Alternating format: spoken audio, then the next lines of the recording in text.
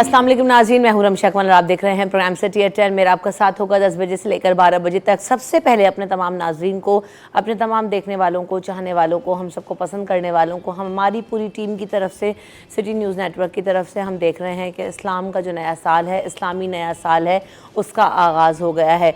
तो हम बहुत सारी मुबारकबादें देते हैं जब वैसे हमारा इंग्लिश करंट न्यू ईयर शुरू होता है और बहुत पसंद भी किया जाता है, हम बहुत सारी सेलिब्रेशंस करते हैं। लेकिन आज हम जानने की शो में कोशिश भी करेंगे कि जब नए साल का आगाज़ होता है तो नए साल के मोटिव्स क्या होने चाहिए और हम उन गोल्स को अचीव किस तरह से कर सकते हैं। तो आज तहैया कर लीजिए कि आज से जो हमने काम छोड़ने थे उन्हें छोड़ देंगे, जो नए काम करने हैं वो करेंगे, अपने गोल्स जो अचीव करने हैं उनकी तरफ बढ़ेंगे। और दुआ यही है कि हमारा आने वाला जो नया इस्लामी साल है हम सब के लिए बेहतरी लेकर आए, हमारी ज़िंदगियों के अंदर तब्दीलियाँ अच्छे तरीके से लेकर आए, हम सबको माली मुश्किलात से निकाले, तमाम मसाइल से निकाले, हमारे मुल्क को जो है ना वो तरक्की की राह पर गामज़न करे और जितने चैलेंजेस हैं अल्लाह ताला अपनी रहमत से इस नए इस्लामी साल में हमारे मुल्क में, हमारी दुनिया में, आलम इस्लाम में, उम्मत मुस्लिमा के लिए दूर कर दें। इन्हीं दुआओं के साथ आज के शो का आगाज़ करेंगे। और सबसे पहले जो मैंने कहा, जैसे मोटिवेशन बहुत ज़्यादा ज़रूरी है ज़िंदगी के अंदर और हम बहुत सारी चीज़ें सोचते हैं ना, गोल्स और मोटिव सेट करते हैं, तो छोटी छोटी कहानियों से भी जो है ना हम बहुत सारे अपने गोल्स और मोटिव सेट कर सकते हैं दूसरों की मिसालों को लेकर। तो आइए आज की कहानी पर नज़र डालते हैं कि क्या है। अली के बारे में है कि अली एक छोटे से गाँव में रहता था और वो एक नेक दिल और ईमानदार लड़का था। उसके माँ बाप ने उसे सच बोलने और हमेशा दूसरों की मदद करने की तालीम दी थी। और अली मदरसे से वापस आ रहा था तो रास्ते में उसे एक बूढ़ी माँ मिली। वो बहुत परेशान और थकी हुई नज़र आ रही थी। अली ने देखा कि अम्मा के पास एक भारी बोरी थी वो जो बमुश्किल उठा पा रही थी। अली फ़ौरन आगे बढ़कर गया और उसने कहा, अम्मा ये आपकी मैं कोई मदद कर सकता हूँ तो मुझे बताइए। बूढ़ी औरत ने अली का शुक्रिया अदा करते हुए कहा कि बेटा ये बोरी बहुत भारी है और मुझे अपने घर लेकर जाना है, तो क्या तुम मेरी मदद करोगे? ये बूढ़ी औरत ने अली से पूछा और उसने कहा, अली ने खुशी खुशी कहा कि जी हाँ अम्मा, मैं आपकी भरपूर मदद करूंगा और बोरी उठा ली। अम्मा के साथ चलने लगा। बूढ़ी औरत ने अली से पूछा, बेटा तुमने मेरी मदद क्यों की? तो अली ने मुस्कुरा के जवाब दिया कि अम्मा, हमारे प्यारे नबी हज़रत मोहम्मद सल्लल्लाहु अलैहि वसल्लम ने हमें सिखाया है कि दूसरों की मदद करनी चाहिए और नेक काम करने चाहिए। बूढ़ी औरत ने अली की ये बात सुनकर कहा, बेटा अली तुम वाकई एक अच्छे और सच्चे मुसलमान हो, अल्लाह ताला तुम्हें खुश रखे। बूढ़ी औरत ने उसे दुआएं देना शुरू कर दी और चलते चलते बूढ़ी औरत का घर आ गया। जब अली ने बूढ़ी औरत का घर देखा तो वो बहुत ही पुराना, खस्ता हाल एक छोटा सा घर था। अली ने अम्मा से पूछा कि आपको किसी और चीज़ की ज़रूरत है? बूढ़ी अम्मा ने कहा और उसकी आंखों में आंसू भी आ गए, आवाज़ जो थी वो लड़खड़ाने लगी और उन्होंने कहा, बेटा मेरे पास कुछ खाने को नहीं है, अगर तुम कुछ खाने को ले आओ और इंतज़ाम कर सकते हो तो अल्लाह ताला तुम्हें इसका बहुत अजर देगा। अली ने अपनी जेब से पैसे निकाले और करीबी दुकान पर चला गया और वहाँ से अम्मा को लाकर कुछ खाने पीने के लिए दिया। औरत ने उसे कहा कि बेटा अल्लाह पाक तुम्हें बहुत ज़्यादा खुश रखे, बहुत दुआएं दी। और अली इसके बाद खुशी खुशी अपने घर आ गया। अपना पूरा जो किस्सा था वो अपने वालिदैन को सुनाया और वालिदैन ने अली की तारीफ़ की और उन्होंने कहा कि बेटा हमें तुम पर फ़ख्र है कि तुमने जो नेकी की अल्लाह ताला तुम्हें उसका अजर ज़रूर देगा। और यकीनन जब हम एक से दूसरे शख्स की मदद करते हैं और अपने लोगों की जो है ना वो मदद करते हैं तो हमें जो दिली तस्कीन मिलती है, दिली खुशी मिलती है, उसका कोई नेमुल बदल नहीं है, उसका जो है ना आपको कोई सब्स्टिट्यूट नज़र नहीं आता। वो दुनिया की बेहतरीन खुशियों में से एक खुशी होती है कि जब आप अच्छा महसूस करते हैं किसी की मदद करके। इसी बात के साथ शो का आगाज़ करेंगे और हम अपने मेहमानों का तारुफ भी आपसे करवाएंगे। मेरे साथ फ़हीम सिद्दीकी साहब से कुछ देर बाद और नुमाइंदे खान भी हमारे साथ शामिल गुफ्तगू होंगे। अस्सलाम वालेकुम फ़हीम भाई, आपको नया साल मुबारक हो। कैसे हैं? आपको भी नया साल मुबारक हो, बहुत बहुत ज़्यादा।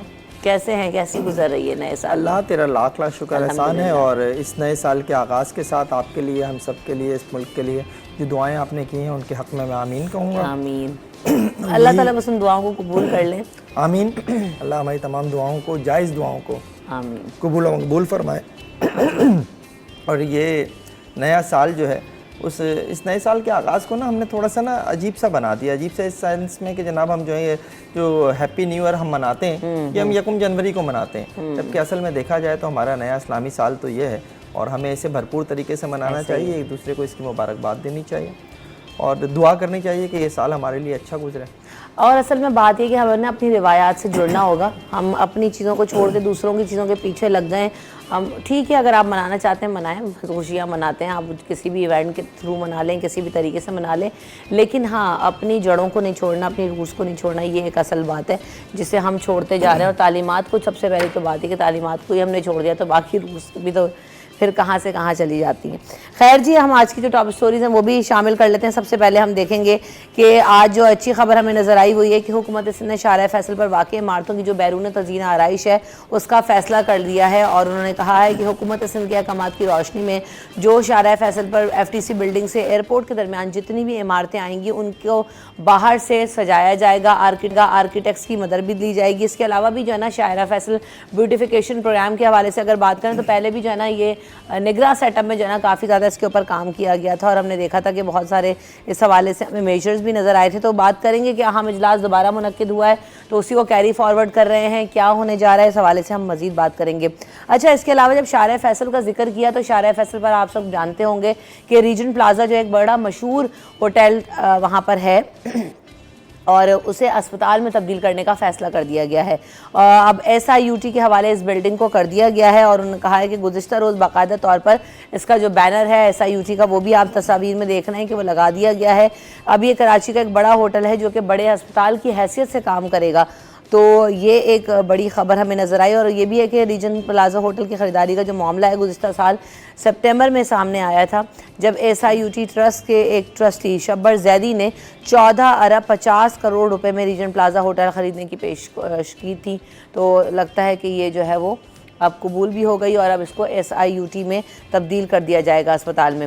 اچھا جی, اس کے علاوہ سعودی عرب گروپ نے سرمایہ کاری کا بھی جو ہے نا وہ اعلان کیا ہے. شیل پاکستان کے 77.42% جو شیئرز ہیں وہ خرید لیے ہیں, اور کاروباری جو گروپ ہے سعودی کا انہوں نے یہ کہا ہے کہ ہم یہاں پر آ کے سرمایہ کاری کریں گے. پاکستان میں موٹر ایندھن اور لیبریکینٹس کی ریٹیل سپلائی کا بھی جو ہے نا وہ پاکستان اچھا کام کر رہا ہے. وافر انرجی LLC نے پاکستان میں سرمایہ کاری کے مقاصد کے لیے ہولڈنگ لمیٹڈ جو ہے وہ بھی قائم کی ہے, اور سرمایہ کاری کے مزید پلانز یہاں پر سعودی حکومت کی طرف سے بھی کہا گیا ہے کہ وہ لے کر آئیں گے مزید پروجیکٹس. اس کے علاوہ ہم نے ایک اور اچھی خبر دیکھی کہ سندھ میں جلد ہی EV اور پنک ٹیکسی سروس جو ہے وہ چلانے کا اعلان کر دیا گیا ہے. خواتین کے لیے ہم دیکھ رہے ہیں کہ پنک بسز تو چلائی گئیں, اب پنک ٹیکسی سروس بھی ہوگی جس میں صرف اور صرف خواتین ہی ڈرائیور بھی ہوں گی اور خواتین ہی سفر کر سکیں گی.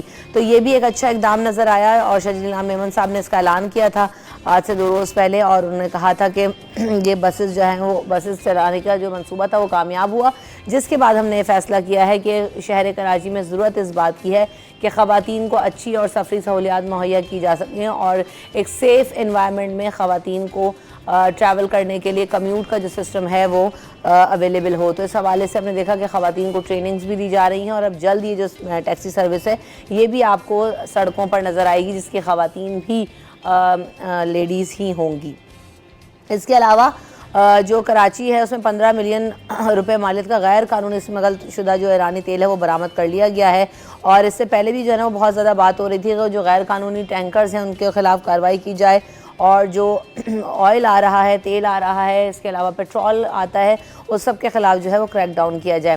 اس کے علاوہ متحدہ قومی موومنٹ پاکستان نے بھی شکایت مرکز کا جو ہے وہ قائم کر دیا ہے. ایک ایپ متعارف کروائی ہے کنیکٹ کے نام سے, جس میں آپ اپنی شکایات اپنے منتخب نمائندوں سے رابطے کر سکتے ہیں, اپنی شکایات درج کرا سکتے ہیں. مصطفیٰ کمال صاحب نے جو ہے وہ تقریر کی اور اس میں کہا کہ ہم نے یہ بنیاد اس لیے رکھی ہے تاکہ جو شہری ہیں ان کو آواز دے سکیں, وہ اپنے نمائندگان سے براہ راست رابطہ کر سکیں. تو یہ ایک اچھا اور ایک جدید سسٹم انہوں نے متعارف کروایا. اس کے علاوہ ٹول جو فری نمبر ہے وہ بھی شیئر کیا ہے کہ اس نمبر پر یعنی 021111786 پہ رابطہ کر سکتے ہیں اور اپنی شکایات بھی درج کرا سکتے ہیں. یہ شکایتی مرکز پورے ہفتے اور 24 گھنٹے کام کرے گا, اور MQM کی قیادت جو ہے اس طرف اشارہ کر رہی ہے کہ ہم جدید طریقے استعمال کر کے اپنے منتخب نمائندوں اور ذمہ داران کی جو کارکردگی ہے ان کو بھی اس طریقے سے مانیٹر کر سکیں گے کہ کہاں سے شکایات آ رہی ہیں اور کس طرح سے لوگ انہیں حل کروانا چاہتے ہیں. اچھا, وزیر اعظم نے بھی جو ہے نا وہ لیاری ایکسپریس وے سے متعلق ایک بڑا فیصلہ کیا, اور وزیر اعظم شہباز شریف صاحب کہہ رہے ہیں کہ لیاری ایکسپریس وے کو کارگو کے لیے 24 گھنٹے کھلا رکھنے کا حکم جاری کر دیا گیا ہے, اور دورہ کراچی میں کراچی پورٹ ٹرسٹ اور پاکستان نیشنل شپنگ کارپوریشن پر بھی ان کو بریفنگ دی گئی, اور وزیر اعظم نے بندرگاہوں کے معاملے میں مزید بہتری کی بھی ہدایت کی. مزید انہوں نے کیا کہا فہیم بھائی بتائیں گے. تو فہیم بھائی, وزیر اعظم شہباز شریف صاحب جو ہے وہ کی آمد بھی ہوئی, کئی ملاقاتیں بھی ہوئیں, اہم فیصلے بھی ہوئے, تو آپ نے اس دورے کو کیسے دیکھا؟ دیکھیں, بہت اہم دورہ تھا, اور آج مجھے سب سے اچھی بات یہ لگی کہ آج آپ کے پاس جو ہے وہ پازیٹیو خبریں ہیں. آج آپ کے پاس سال کے پہلے دن, ہفتے کے پہلے دن کے موقع کے اوپر آپ کے پاس جو ہے وہ اچھی خبریں ہیں، اور ان اچھی خبروں میں جو ہے مجھے ایک آدھی کوئی لگی کہ وہ تھوڑی سی جو ہے ہم اس کے ہٹا دیں گے ہم انہیں، نہیں اس پہ بھی بات کریں گے، کیونکہ وہ بھی اس میں سے بھی ہم نے مثبت پہلو نکالنا ہے۔ صحیح، وہ جو اسمگلڈ آئل پکڑا گیا ہے، اسمگلڈ ڈیزل اور پیٹرول پکڑا گیا ہے، وہ بھی ایک اچھی خبر ہے اس حوالے سے کہ ایک کارروائی ہوئی ہے، لیکن اس کارروائی کے پیچھے جو مقاصد ہیں ان کو بھی ہم ضرور ڈسکس کر لیں گے۔ تو ان خبروں کے حوالے سے تو میں یہ کہہ سکتا ہوں کہ ہم تھوڑا سا اچھی سمت میں آگے بڑھ رہے ہیں، اور انشاءاللہ العزیز جو ہے اگر اسی طرح کی اچھی خبریں آتی رہیں تو عوام میں جو ہے وہ ایک اعتماد پیدا ہوگا، اس اعتماد کے نتیجے میں ڈیفینیٹلی باقی چیزیں بھی جو ہیں وہ بہتر ہوتی چلی جائیں گی۔ آپ کی جو پہلی خبر تھی جس کے اوپر میں سوچا تھا، اب یہ بھی گفتگو میں میرے ذہن سے نکل گیا، وہ پہلی خبر کیا تھی ذرا آپ مجھے بتائیں گے؟ وہ جو مثبت خبر تھی میں نے شارع فیصل سے سٹارٹ کیا تھا کہ بیوٹیفیکیشن کے لیے جو بلڈنگز ہیں ان کے اوپر، یہ بڑی امپورٹنٹ چیز ہے اگر ہم اسے دیکھیں۔ شارع فیصل وہ شاہراہ ہے شہر کی جس کے اوپر ایئرپورٹ ہے، اور ایئرپورٹ سے نکلنے والے وہ تمام لوگ جو کراچی پہنچتے ہیں ان کے اوپر کراچی کا اور پاکستان کا ایک مثبت تاثر جانا چاہیے۔ اس کے لیے یہ بہت اہم منصوبہ ہے میں سمجھتا ہوں، اور آپ نے بالکل ٹھیک کہا کہ نگراں دور میں اس کے اوپر کام شروع ہوا تھا، اور نگراں دور میں ایئرپورٹ سے جیسے ہی آپ باہر آتے ہیں تو جو سامنے کی جو بلڈنگز تھیں فلک ناز وغیرہ، ان کی بیوٹیفیکیشن، اور اس کے سامنے جو بیوٹیفیکیشن نہیں ہو سکتی تھی اور جو کاروبار تھا اس کاروبار میں کچھ بیسیکلی ڈینٹر پینٹر کی شاپس تھیں اور کچھ اس نوعیت کے کاروبار ہوا کرتے تھے، تو وہاں پر ایک باقاعدہ طور پر وال کھڑی کی گئی، اس وال کے اوپر باقاعدہ طور پر نقش و نگاری کی گئی، ہمارا کلچر جو ہے اس میں بیان کرنے کی کوشش کی گئی۔ وہ ایک اچھا اقدام تھا۔ اب اس کو آگے بڑھاتے ہوئے یہ جو کہا گیا ہے کہ ایف ٹی سی سے لے کر اور ایئرپورٹ تک جتنی بھی دونوں سائڈ کی عمارتیں ہیں ان کی بیوٹیفیکیشن کی جائے گی، اور اس میں اچھی بات یہ ہے کہ اس میں سندھ گورنمنٹ اور خاص طور پہ میئر کراچی جو ہیں مرتضیٰ وہاب، وہ آرکیٹیکٹس کو بھی ساتھ ملانا چاہتے ہیں۔ تو اس سے جو ہے وہ میں سمجھتا ہوں کہ یہ شاہراہ جو ہے نا ہماری ایک نمائندہ شاہراہ بن جائے گی۔ ہم یہ کیسے کہیں گے کہ جناب اگر آپ نے ہمیں دیکھنا ہے تو آئیے ہم آپ کو اپنی شاہراہ فیصل دکھاتے ہیں، اور ظاہر ہے جو بھی ملک دوسرے ممالک سے جب مختلف مہمان آتے ہیں، جو سیاح آتے ہیں وہ تو اپنی جگہ، غیر ملکی جو آتے ہیں وہ تو اپنی جگہ، لیکن جب ہم دیگر مہمانوں کو یہاں بلاتے ہیں تو ان کے لیے ہم شارع فیصل پہ دکھا سکیں گے کہ یہ ہماری شاہراہ ہے، اور یہ میں سمجھتا ہوں کہ ایک بہت اہم منصوبہ ہے، اور اس میں کسی بھی قسم کی اب کوتاہی نہیں ہونی چاہیے۔ یعنی اگر ہم نے یہ منصوبہ جو ہے وہ نومبر میں شروع کیا تھا اور ہم جون میں جو ہے اب یہ بات کر رہے ہیں، جولائی میں بلکہ، تو میں سمجھتا ہوں کہ تاخیر تو ہو گئی ہے، آگے بڑھائیں اب۔ فہمہ ایک مثبت پہلو مجھے یہ بھی نظر آیا کہ کم از کم کنٹینیوٹی نظر آ رہی ہے، کیونکہ عموماً یہ ہوتا ہے کہ نگراں سیٹ اپ آتا ہے تو پرانی حکومت کے فیصلے جو ہے نا وہ یا تو ہولڈ کر لیتے ہیں یا اتنے کوئی اہم فیصلے ہمیں ان دور میں ہوتے ہوئے نظر نہیں آتے، تو نگراں سیٹ اپ میں بھی ہم نے ایک اچھے اور بڑے جو ہے نا وہ ریپڈلی فیصلے ہوتے ہوئے دیکھے تھے، تو اب اس کو اگر آگے نئی حکومت کیری فارورڈ بھی کر رہی ہے تو یہ بھی ایک اچھی چیز ہے کہ ہم یہ نہیں ہوا کہ آپ اس کو ختم کر دیں اور جی نئے سرے سے کاموں کا آغاز کیا جائے گا۔ اچھا، اس پہ ہمارے ساتھ جاوید اقبال صاحب بھی آ گئے ہیں، ان کو بھی ویلکم کریں گے شو میں۔ السلام علیکم جاوید بھائی، کیسے ہیں آپ؟ نیا سال آپ کو بھی بہت بہت مبارک ہو۔ جی ہاں، جب سے یوں ہے نا خوبصورت ہو کر آ گئے ہیں آپ، کیا کیا ہے وہاں آپ نے ایسا؟ پہلے کیا مجھ پہ کیا کوئی ڈامر لگا ہوا تھا؟ جان کے میں نے ایسے پھینکا ہے، پہلے میں کہاں رہتا تھا؟ جان کے ایسی باتیں کرتی ہوں میں آپ سے۔ اچھا نہیں، بس یہ تو ایسی ہیں، حسن نظر ہوتا ہے، ورنہ بندہ شاپنگ واپنگ کر کے آئے ہیں، نئی نئی شرٹیں ورٹیں لے کر آئے، اس لیے اچھے لگ رہے ہیں آپ۔ آپ نے پیسے خرچے وہاں پہ، خوب ڈالر اڑائے، پتہ چلا ہے۔ ٹرمپ سے ملے، بائیڈن سے ملے، کسی امریکی موبائل سے میں لیے وہاں پہ اس کو شاپنگ کیے، کام وام تو آپ نے کچھ نہیں کیا، بس یہی آپ کر کے آئے۔ نہیں تو کام ہماری ٹیم نے کہاں کیا، وہ بھی تو پیسے لے کے گئی تھی، ایک دن کے $200 تو وہ صرف ڈیلی الاؤنس لے رہے تھے۔ محسن نقوی صاحب کے نا آپ بھی امپلائی ہیں، محسن صاحب نے چلتا کیا سارے لوگوں کو، آپ بھی ذرا کام پہ دھیان دیں۔ اچھا جی، کیا کہتے ہیں، ہم یہاں پہ بریک لے لیں گے، بریک کے بعد جو نا اس پہ جاوید اقبال صاحب کا بھی کامنٹ ہوگا کہ جو تزئین و آرائش کا فیصلہ کیا گیا ہے اور اس پہ کام تیز کرنے کے لیے کہا گیا اجلاس میں، اس حوالے سے ہم مزید بات کریں گے آفٹر دس بریک۔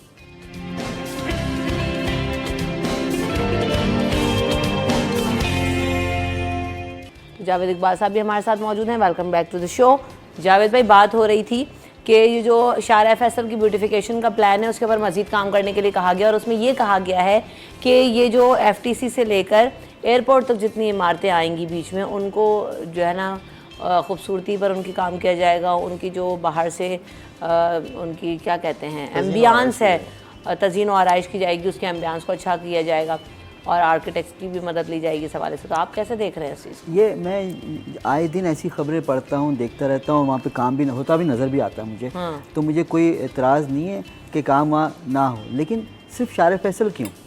کیا وہی کراچی ہے ایئرپورٹ سے لے کر governor house C M house تک PRDC چوک تک، اس کے علاوہ کراچی نہیں ہے؟ یعنی آپ اور سڑکوں کو دیکھیں کیا حال ہے، باقی کراچی کو بھی دیکھنا خدا کے لیے، صرف جو شاہی سواری وہاں سے گزرتی ہے صرف ان کو دکھانا ہے۔ ایک تو آپ لوگوں کو مسئلے بہت ہیں بھائی، پہلے ایک سڑک بنائیں گے پھر دوسری کو ماڈل سڑک بنائیں گے نا، مستقل ماڈل وہ اس کو بنائے، کتنا اس پہ اب رنگ و نگار کریں گے، کتنی چیزیں، کیا سونے کی بنا دیں گے، چاندی کی سڑک بنا دیں گے، کیا کریں گے آپ اس کو؟ اور کیا کرنا چاہتے ہیں آپ شارع فیصل میں؟ دیوار کھڑی کی ہے بس، ابھی بھی وہاں بہت ساری چیزیں خرابی جو اب بنیادی ضرورت ہے۔ بیچ روڈ پہ کئی جگہ آپ اگر FTC کے اسٹاپ کی بات کرو، وہاں پہ کئی جگہ جو نا گٹر کھلے بالکل ایسے جو خطرناک ہیں بہت، آپ اس کو یعنی چیزیں ٹھیک نہیں، آپ بہت زیادہ پیسہ ڈالنا چاہتے ہیں کیونکہ کام بڑھاؤ پیسے بناؤ۔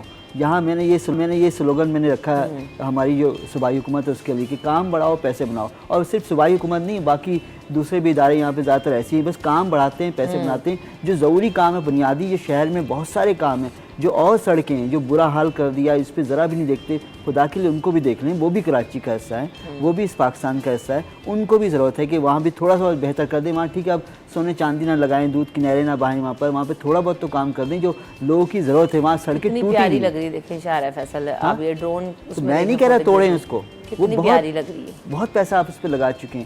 ہاں لیکن آپ کی بات صحیح ہے، اس پہ کوئی اعتراض نہیں ہے، اور کوئی وہ ایسی بات بھی نہیں کہ پورا شہر ہی خوبصورت ہونا چاہیے۔ سب سے بڑا آپ کا جو ہے نا وہ معاشی ہب ہے، تو اس کو واقعی ایسا ہی ہونا چاہیے کہ جس کا ہر کونا بولے کہ ہاں یار میں دیکھو میں اکنامک سٹی ہوں اور میں ایک ویل ڈیولپ سٹی ہوں، اس میں کوئی اعتراض نہیں۔ لیکن ہمارے یہاں وہی والی بات ہے نا کہ کچھ بھی نہیں ہوتا تو جو تھوڑا سا ہوتا ہے وہ بھی بہت بڑا لگ رہا ہوتا ہے، یہ مسئلہ ہے۔ بات وہی جو اس میں ایک بات میں شامل کرنا چاہتا ہوں کہ میں ہمیشہ ابھی کیونکہ بہت دل جلتا بھی ہے کرتا بھی کہ آپ ڈاؤن ٹاؤن دوسرے ملکوں میں دیکھتے ہیں، ہمارا صدر ہے اس کو کیوں نہیں صاف ستھرا کرتے، کیوں اس میں صفائی ستھرائی کو کیوں فوقیت اہمیت ترجیح کیوں نہیں دیتے، اس کو بھی کر لیں۔ صدر امپریس مارکیٹ کے لوگ آئیں تو اچھا لگے، ان کو امپریس مارکیٹ کے پاس تصویر کھنچائیں تو ان کو امپریس ہو جائیں امپریس مارکیٹ کو دیکھ کے۔ بلڈنگ تو ویسے امپریسو ہے لیکن ہم نے اس کو اطراف کے جو معاملات کر دیے نا ہیں کہ آپ بہت زیادہ ہے، بلکہ آپ گزرنے سے اجتناب ہی کریں گے۔ حالانکہ بڑے تجاوزات کے خلاف بھی کام ہوا، صفائی پہ بھی کہا گیا، بلڈنگز بھی خالی کرائی گئی، لیکن وہ پھر تھوڑے عرصے کے بعد نا جوں کا توں ہو جاتا ہے، لانگ ٹرم ہم دیکھتے ہیں پلانس نظر نہیں آتے۔ اچھا خبریں بہت ہیں،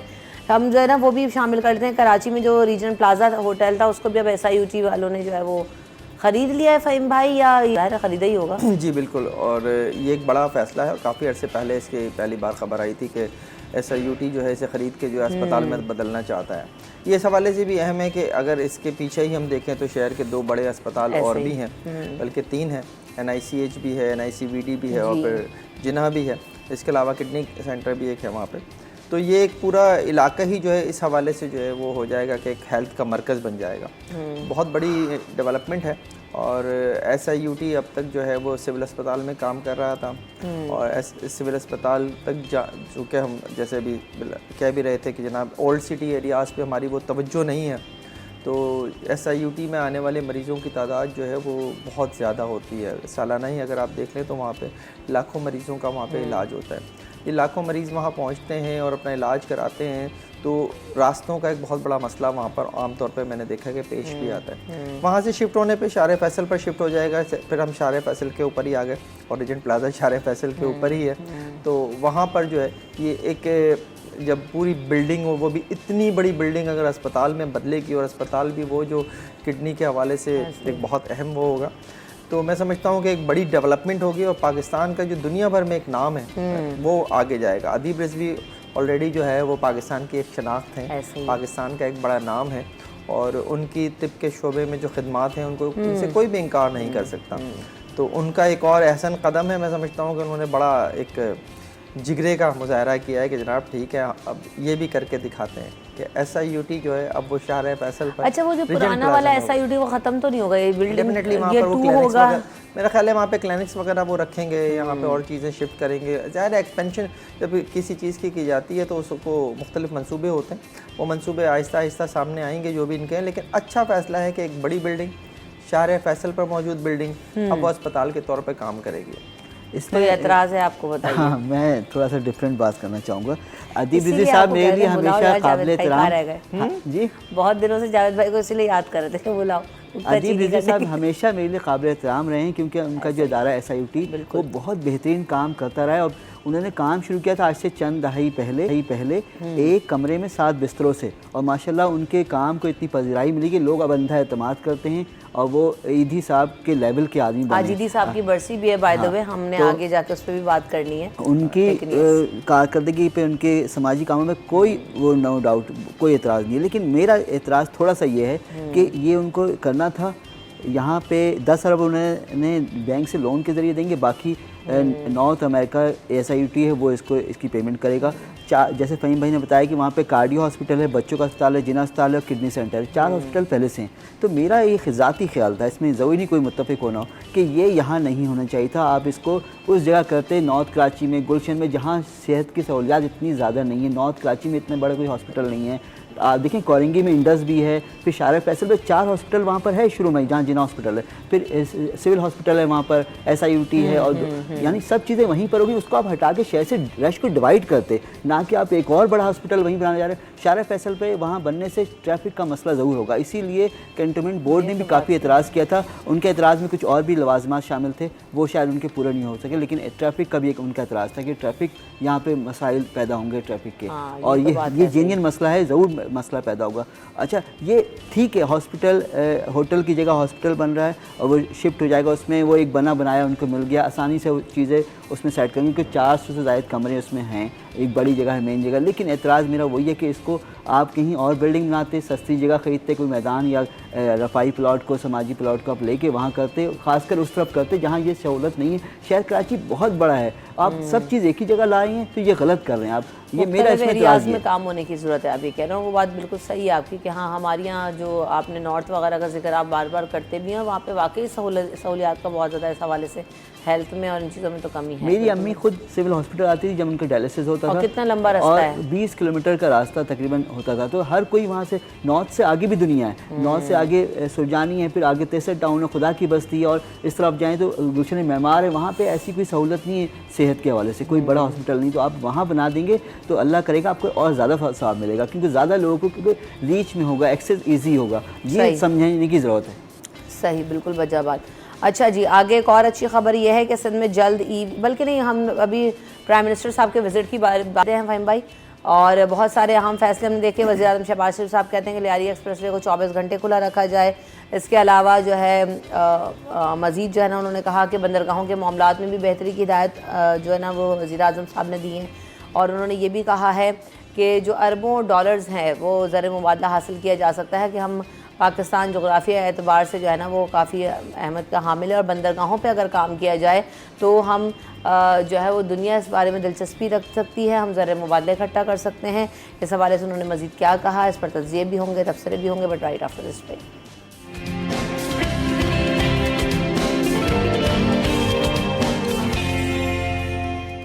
welcome back in city at 10۔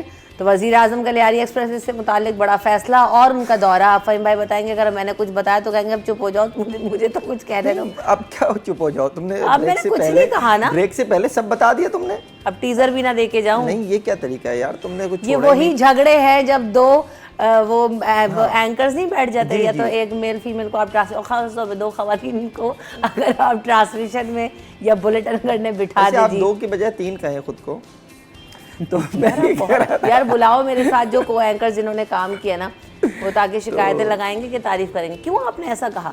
کیا مطلب 3 کہا میں نے تمہیں یار، تو وہ تو آپ نے ایسے کہا نا، مجھے لگا کہ آپ نے بدلے لینے میں کہا۔ نہیں بدلے تو میں لوں گا آپ سے، ابھی آپ پہلے ایسے لڑ رہے ہیں جیسے وہ نہیں، میں پہلے ساری چیزیں آپ کہہ گئی، میں پہلے اسی بڑھوئی، تم نے خبر چھوڑی کیوں؟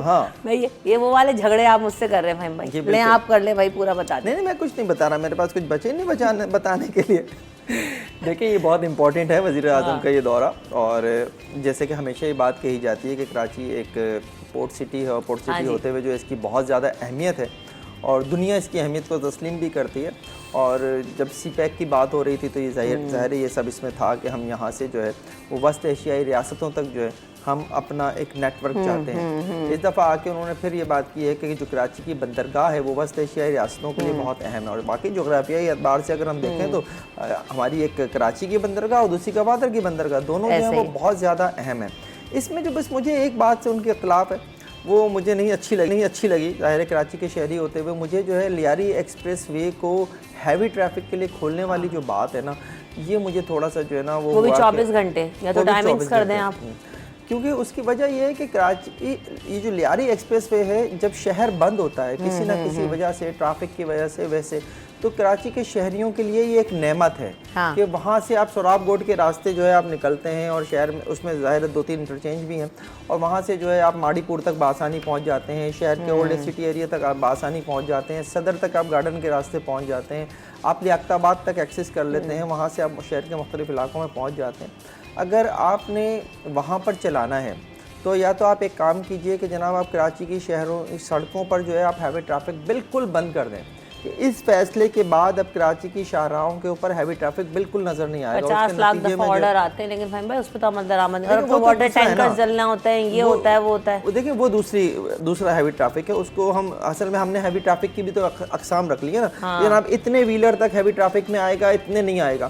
اور جو ہیوی ٹریفک ہے جسے ہم کہتے ہیں اگر آپ اس سے دیکھیں تو آپ کو اموات روڈ ایکسیڈنٹس میں RTAs میں کم نظر آتی ہیں. لیکن اگر آپ واٹر ٹینکرز کی بات کریں جو آلریڈی جو ہے میں نے نزدیک جو ہے وہ ہیوی ٹریفک ہے, ڈمپرز کی اگر آپ بات کریں وہ بھی ہیوی ٹریفک میں آتے ہیں, ان کے ذریعے جو ہونے والے حادثات ہیں ان کی شرح بہت زیادہ ہے. اور پھر سب سے افسوسناک بات یہ ہے کہ ان حادثات میں ہمیں کنویکشن ریٹ جو ہے وہ 0 نظر آتا ہے, عدالتوں سے سزائیں نہیں ہوتی. RTA یعنی روڈ ٹریفک ایکسیڈنٹ کی سزا نہ ہونے کے برابر. اور پھر سب سے بری بات یہ کہ اس میں جو آپ کی ضمانت جو ہے بآسانی ہو جاتی ہے.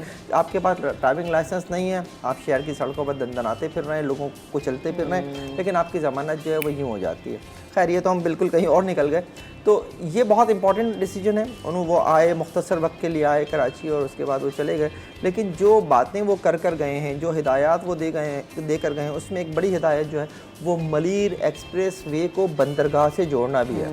ملیر ایکسپریس وے ابھی تک تیار نہیں ہوا ہے, پتہ نہیں کب تیار ہوگا. کہا تو یہ جا رہا ہے کہ جون جولائی میں جو ہے وہ اس کا ایک ٹریک تو کھول دیا جائے گا. دیکھیں ایک امپیکٹ تو ڈیفینیٹلی یہ ہے کہ چونکہ وہ بالکل کراچی کی کیسے جوڑیں گے, مجھے تو ابھی روٹ ہی نہیں سمجھ آ رہا.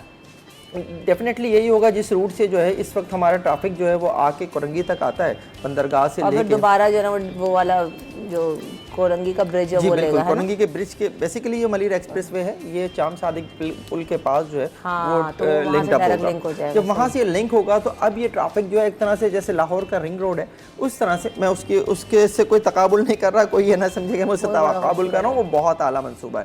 لیکن پھر بھی یہ ضرور ہوگا کہ جو ہیوی ٹریفک جام صادق تک آنے کے بعد ملیر ایکسپریس وے پر چڑھے گا وہ ہائی وے تک جو ہے وہ اس کے اوپر رہے گا. تو یہ ایک اچھا اس کا جو ہے امپیکٹ آ سکتا ہے کہ ہیوی ٹریفک شہر سے کم ہو جائے گا. تو ایک اچھا ڈیسیجن ہے, لیکن اس میں جو امپورٹنٹ یہ ہے کہ یہ تیار ہو جائے, یہ مکمل ہو جائے یہ منصوبہ. ابھی تو ایک ٹریک کھولنے کی بات ہوئی ہے خالی, اور وہ جون تک بات ہوئی تھی, جون میں ابھی نہیں کھل سکا. امید ہے کہ جلد کھل جائے گا. دعائی کر سکتے ہیں ہم بیٹھ کر. اب اگست کی ٹائم لائن دے دی, میں تو روزانہ دعائیں کرتی ہوں کھولو بھائی. ہاں بالکل, بحریہ ٹاؤن کا راستہ بھی جو ہے نا وہ ان کے لیے بہت کم ہو جائے گا. بحریہ ٹاؤن کا راستہ نہیں, یہاں آفس تک آنا اور جانا روز بڑا سہولت ہو جائے گی. ہو گیا آپ کا؟ جی بالکل 3 رہ گئی ہیں, 3 خواتین کی جگہ میں نے بات کر لیا. تو اب آپ اگر چاہیں تو جاوید بھائی اگر کچھ بچا ہو آپ کے فرمائیں. میرا اس میں یہ ہے کہ جیسے جو میں نے شروع میں سنا تھا کہ ایک DHA کو دوسرے DHA سے ملانے کے لیے تھا یہ ملیر ایکسپریس وے, یعنی DHA 8 کو DHA 9 سے. ٹھیک ہے, کیا کہہ رہی ہیں؟ تو لیکن اصل میں دیکھیں جب آدمی جو ہے کافیت سے جانا ہے بیٹا کہ نہیں جانا. ہاں کہیں تو یہ اچھا منصوبہ ہے, اور DHA کو ملائیں, بھلے بحریہ ٹاؤن کو ملائیں, سپر ہائی وے سے ملائیں, اور یہ اچھا ہے کہ چلیں پورٹ سے لنک کر دیں گے تو کاٹھور تک یہ جائے گا جب ملیر ایکسپریس وے, تو اوکے. لیکن جیسے شہباز شریف نے یہ بولا ہے کہ لیاری ایکسپریس وے سے ہیوی ٹریفک کو بھی گزرنے کی اجازت دی جا رہی ہے, تو میری نظر میں یہ شاید بہت وہ کر رہے ہیں کہ اگر وہ اس قابل نہیں ہے کہ ہیوی ٹریفک وہاں سے نہ گزر سکے, اس کے پل بہت جگہ پل ہیں, تو وہ نقصان بھی ہو سکتا ہے اگر وہ اس لیول پہ نہیں بنائے گئے, اس مضبوطی سے. لیاری ایکسپریس وے نہیں, وہ تو بہت اچھا بنا ہوا ہے جاوید بھائی. اگر ہیوی ٹریفک گزرے گی, آئی ڈونٹ نو کہ وہ انجینئر بتائیں گے کہ وہ انہوں نے ہیوی ٹریفک کے لیے بنایا ہے پل کہ نہیں بنایا ہے. بہت سارے پل ہیں اس راستے میں. اچھا دوسرا کہ پرائم منسٹر لیول پہ مجھے اس طرح کی بات بھی بڑی عجیب سی لگتی ہے. آپ دوسرے کے کیڈٹ کو یہ کام مشرف کا تھا, ان کی وجہ سے, ان کی دلچسپی کی وجہ سے پایہ تکمیل کو پہنچا. ٹھیک ہے, آپ کو اگر اپنا کوئی کام کرنا ہے نا, دوسرے کی کسی کی بس جاری کسی بارات میں, تو اس پہ نہ چڑھیں, اپنا پروجیکٹ الگ بنائیں, اس پہ کام کریں اپنے لیے, تاکہ آپ کو لوگ یاد رکھیں. آپ کراچی میں ایسی پروجیکٹ کا اعلان کر دیں, شروع کروا دیں, تاکہ آپ 4-5 سال بعد وہ بن جائے تو لوگ آپ کی بھائی نہ کرائیں اعلان. یار گرین لائن انہوں نے اعلان کی تھی, کتنے سالوں میں بنی. ہائی وے ایکسپریس وے جیسا ہو گیا. گرین لائن تو جو یونیورسٹی روڈ پہ بن رہا ہے میری نظر بالکل فلاپ منصوبہ ہے, اور اس سے ابھی نہیں, آج سے 5 سال 10 سال بعد یہ جب مکمل ہو جائے تب بھی لوگ پریشانی اس کے فلاپ ہونے کی وجہ میں آپ کو بتاؤں, یہ چیز ہمیں بہت زیادہ یہاں پہ کرنے کی ضرورت ہے بات, کیونکہ جاوید بھائی وہ فلاپ کیوں ہوا. ہمارے یہاں ہوا یہ کہ اس کے جتنے بھی جو آپ کو کہیں گے ڈیزائنرز ہیں, انجینئرز ہیں, جو پوری کور ٹیم ہوتی ہے جو کوئی بھی منصوبہ ڈیسائیڈ کرتی ہے, وہ سب لاہور سے آئے تھے اور اسلام آباد سے آئے تھے. تو انہیں کراچی کی ڈائنامک اور یہاں کے جو لوگ تھے ان کو کسی بھی طریقے سے انوالو نہیں کیا گیا کہ آپ نے یہاں کے ایکسپرٹس بھی آپ بٹھاتے, اور جنہوں نے وہاں پر گرین لائن اور جو ریڈ لائن وغیرہ بنائی ہیں تو وہاں پر ان کا بھی کولیبریشن کر لیتے.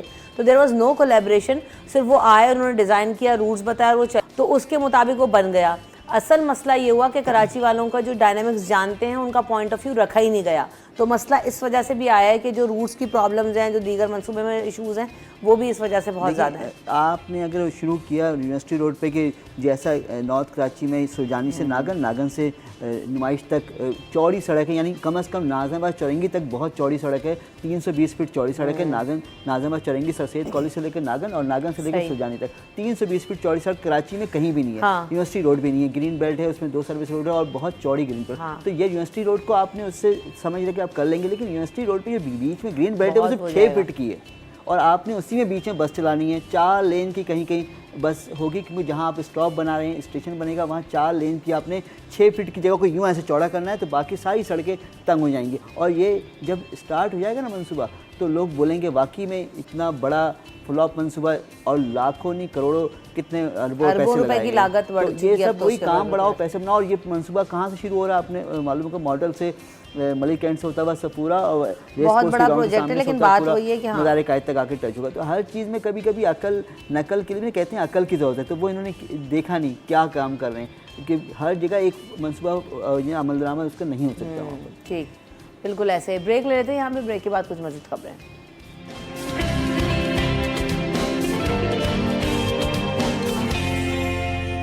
Welcome back in city at 10. تو باتیں ہو رہی ہیں جناب, ایک اور اچھی خبر یہ کہ سندھ میں جو پنک ٹیکسی ہے, پیکسی شاید اس کو نام دیا گیا ہے, کیا نام دیا گیا ہے, اور ای وی میں کیا ہوگا؟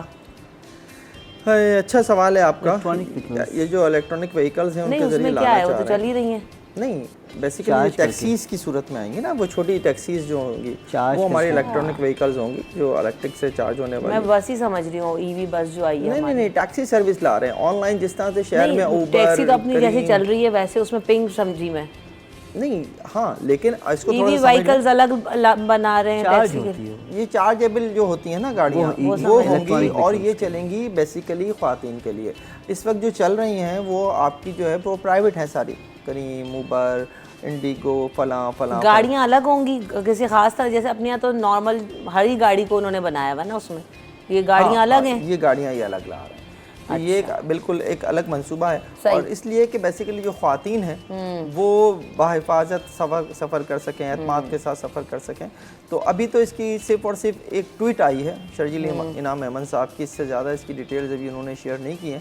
لیکن یہ ہے کہ شہر میں آلریڈی کیونکہ مختلف قسم کی آن لائن ٹیکسی سروسز چل رہی ہیں, تو اس میں اگر یہ والی سروس آئے گی تو کتنا اس کے اوپر عوام اعتماد کریں گے, یہ بہت امپورٹنٹ ہوگا. کیونکہ عام طور پہ حکومتی منصوبوں کے اوپر اتنا اعتماد عوام کا کیا نہیں جاتا. جو ابھی ٹرانسپورٹ سروسز لائے ہیں یہ, اس میں ہی آپ دیکھ لیجئے کہ عوام اس میں سفر کر رہے ہوتے ہیں, اور بہت بڑی تعداد میں سفر کر رہے ہوتے ہیں, لیکن اس کے باوجود اس کی جو تعداد کم ہے بسوں کی, اس کے اوپر ضرور وہ ساتھ ساتھ بات بھی کر رہے ہوتے ہیں. یہ آئے گا تو اس میں ظاہر ہے 3 سے 4 لوگوں کی سفر کرنے کی گنجائش ہوتی ہے ٹیکسیز میں. تو خواتین اس میں کس حد تک خود کو محفوظ تصور کریں گی, یہ بہت امپورٹنٹ ہوگا. گورنمنٹ اس کے لیے کیا کرے گی, یہ امپورٹنٹ ہے. آپ ایپس کیسی لاتے ہیں, جیسے اس وقت ظاہر ہے ساری ایپس جو ہیں وہ ایک طرح سے ایسی کر دی گئی ہیں. اب تو ماڈل بھی آ گیا نا آپ کے پاس کہ کس طرح سے آپ ایپس کے ذریعے چلا سکتے ہیں, دنیا بھر میں دے دیا, ہمیں اپلائی کرنا ہے. اچھا, ایک اور چیز میں یہ ہوگا کہ خواتین کے لیے روزگار کے مواقع بھی کریٹ ہو جائیں گے. جاوید بھائی ہاں صحیح ہے, خواتین کیونکہ انہوں نے تو یہاں بس تک چلانے کے لیے ڈرائیونگ ٹریننگ دی ہے, تو یہ کار تو خواتین کراچی میں بہت بڑی تعداد میں چلا بھی رہی ہیں. آپ کو آتی ہے ڈرائیونگ؟ نہیں, پیدل آتی ہوں میں, بیریڈا سے. اچھا, آپ خود ڈرائیو کر کے آتی ہیں؟ ان کو تو پنک ٹیکسی میں پہ ملازمت مل جائے گی. سوال کرے جیسے پتہ نہیں ہے ان کو نا. پنک ٹیکسی میں اچھے خاصے پیسے بنا لوں. نہیں واپسی میں کر سکتے ہیں آپ. آتے ہوئے بھی کر سکتے ہیں. صبح میں بہت لوگ آتے ہیں فہیم بھائی. ای وی بس سروس جو چل رہی ہے, پیسنجر پکڑ لیں, اس کو شہر میں چھوڑ دیا کریں, جاتے ہوئے یار پنک سروس آن کر لیا کریں ایپ اپنی اور جاتے ہوئے. ویسے میں آپ کو ایک بات بتاؤں, بہت سارے لوگ یہ کر رہے ہوتے ہیں ہمارے یہاں کار پولز میں, اور اس طرح سے نا کہ جو لوگ روزانہ آنے والے ہیں وہ کار پولنگ کر رہے ہیں, اور اس طرح سے وہ جو نا ان کا پیٹرول بھی شیئر ہو جاتا ہے, لوگ آسانی سے پہنچ بھی جاتے ہیں, تو وہ بھی ایک اچھا ہو جاتا ہے. اس کی بھی کوئی پیسے. ہاں اچھا ہے لوگوں نے, اور دنیا بھر میں ایسا ہو رہا ہے, اور ٹریفک کا بھی جو ہے نا وہ بھی تھوڑا مسئلہ جو ہے نا وہ کنٹرول ہو جاتا ہے. اچھا مزید بھی خبریں اس طرح بھی بڑھنا ہے, اس پہ ہم کسی اور دن بھی بات کریں گے. پورا ایک ٹاپک بھی ہے ویسے بڑے مزے کا. No doubt. اچھا جی یاد کرو یار اس کو شجاعت. خبر ایک اور یہ بھی ہے ہمارے یہاں بڑی اچھی کہ شہریار آفریدی جو ہیں, جو باکسر ہیں, اور انہوں نے بھارتی باکسر کو شکست دی ہے اور professional middleweight category champion بن گئے.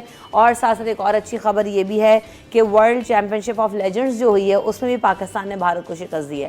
تو جاوید بھائی دونوں ایونٹس میں بھارت کو شکست دی ہے, اور بڑا اچھا جو ہے نا یہ دونوں جگہوں پر ہمارے جو ٹیلنٹ ہے وہ نظر آیا, اور یہاں تو بڑے ایکسپیرینس کھلاڑیوں نے. یہ بہت زیادہ مزیدار ایونٹ رہا ہے غیر متوقع طور پر. برمنگھم کا گراؤنڈ جب پاکستان انڈیا کا میچ ہوا فائنل تو بھرا ہوا تھا, لوگوں نے بہت انجوائے کیا, اور پاکستانی زیادہ آئے تھے میچ دیکھنے. اور انڈیا کی طرف سے جو ایمبیسڈر تھے اس ایونٹ کے, اجے دیوگن فلم اسٹار, اور جیکلین فرنینڈز بھی تھیں, وہ بھی سے بنی. تو ایک اور رنگ بھی اس میں تھوڑا بکھرا, تو لوگ خوش ہوتے ہیں انڈین کو دیکھ کر. پاکستانی کھلاڑیوں سے ملاقات بھی ہوئی ان کی, خاص کر جاوید دیگر نے آفریدی سے ملاقات کی, یونس خان سے, اور بڑا ایک دوستانہ ماحول رہا پورے ٹورنامنٹ میں. ٹھیک ہے پاکستان T20 ورلڈ کپ امریکہ میں ہارا, لیکن یہاں انگلینڈ میں ہونے والا ورلڈ کپ جو تھا چیمپئنس کا وہ پاکستان جیتا. پاکستان نے اپنے تینوں میچ بڑے اچھے جیتے. آسٹریلیا کو ہرایا پہلے میچ میں, پھر ویسٹ انڈیز کو ہرایا, بلکہ کرس گیل تو بالکل نہیں چل پائے, ان کو میزبان نے جب کیچ پکڑا ان کا تو. اور بہت دوستانہ ماحول, کیونکہ سارے کھلاڑی ایک دوسرے سے پہلے بھی ملتے رہے, تو طویل عرصے بعد ملے, تو وہ باڈی لینگویج اتنی کیوٹ تھی اور اتنی ریلیکسنگ باڈی لینگویج تھی کہ کوئی پریشر تو تھا نہیں, لوگوں نے ان کو دیکھا بھی تو انجوائے کیا, انہوں نے وہاں کھیل کے انجوائے کیا, تو بڑا زبردست مزہ آیا سب کو. اور پاکستان کے خاص کر شرجیل خان نے جو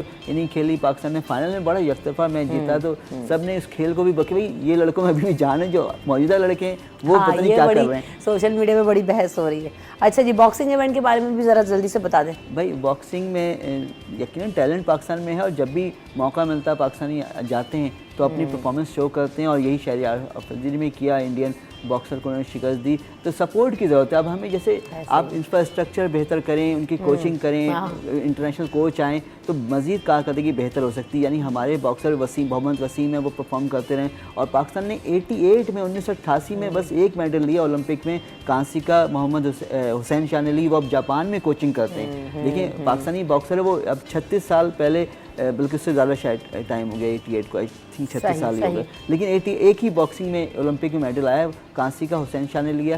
لیکن ہمیں سپورٹ کرنے کی ضرورت ہے, کرکٹ کے علاوہ دوسری طرف کھیلوں کو بھی سپورٹ ہوگا, انفراسٹرکچر بہتر ہوگا, تب یہ سب ممکن. سب سے زیادہ تو بھائی اسپانسرشپ کے ایشوز ہیں جو ابھی تک باکسنگ میں, اور جو دیگر کھلاڑی جا رہے ہوتے ہیں دیگر کھیلوں میں حصہ لینے کے لیے, تو ان کو نہ فیڈریشن کی سپورٹ ہے, نہ جو ہے نا اسپورٹس منسٹری یا اسپورٹس بورڈ کی جو ہے وہ سپورٹ ہے بھائی. لیکن اس کے باوجود یہ جب میڈلز لے کر آتے ہیں, ٹرافیز لے کر آتے ہیں, تو میں کہتی ہوں یار یہ زام ہے, بالکل زیادہ بڑا کنٹریبیوشن ہے. کیونکہ ایک کرکٹ لور نیشن ہے, تو وہاں عام طور پہ ہمارا وہ یہی بن گیا ہے کہ کرکٹ جو ہے ہمارا فوکس ہے. لیکن اگر ہم دیکھیں تو ہم نے اپنے قومی کھیل ہاکی سے ہم بہت دور آ گئے.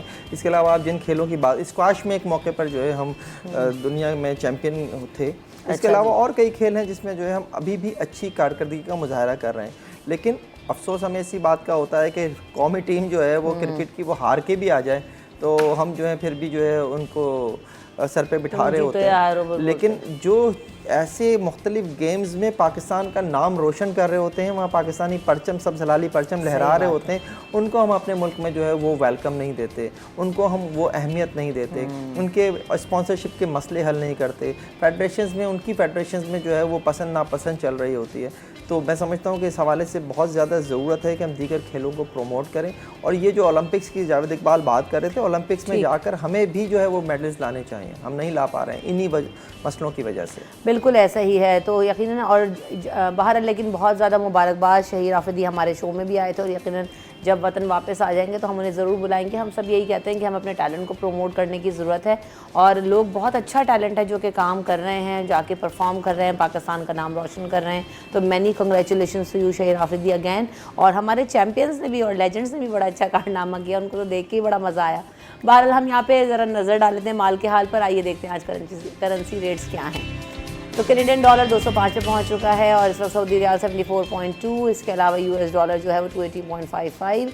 और इसके आपको हमने प्राइसेस दिखाया। इसके बाद ब्रेक लेंगे, ब्रेक के बाद जो है ना दोबारा हाजिर होंगे। Thank you so much Faheem Siddiqui साहब, जावेद इकबाल साहब, आपके वक्त का बहुत शुक्रिया। वक्फे के बाद हाजिर होंगे।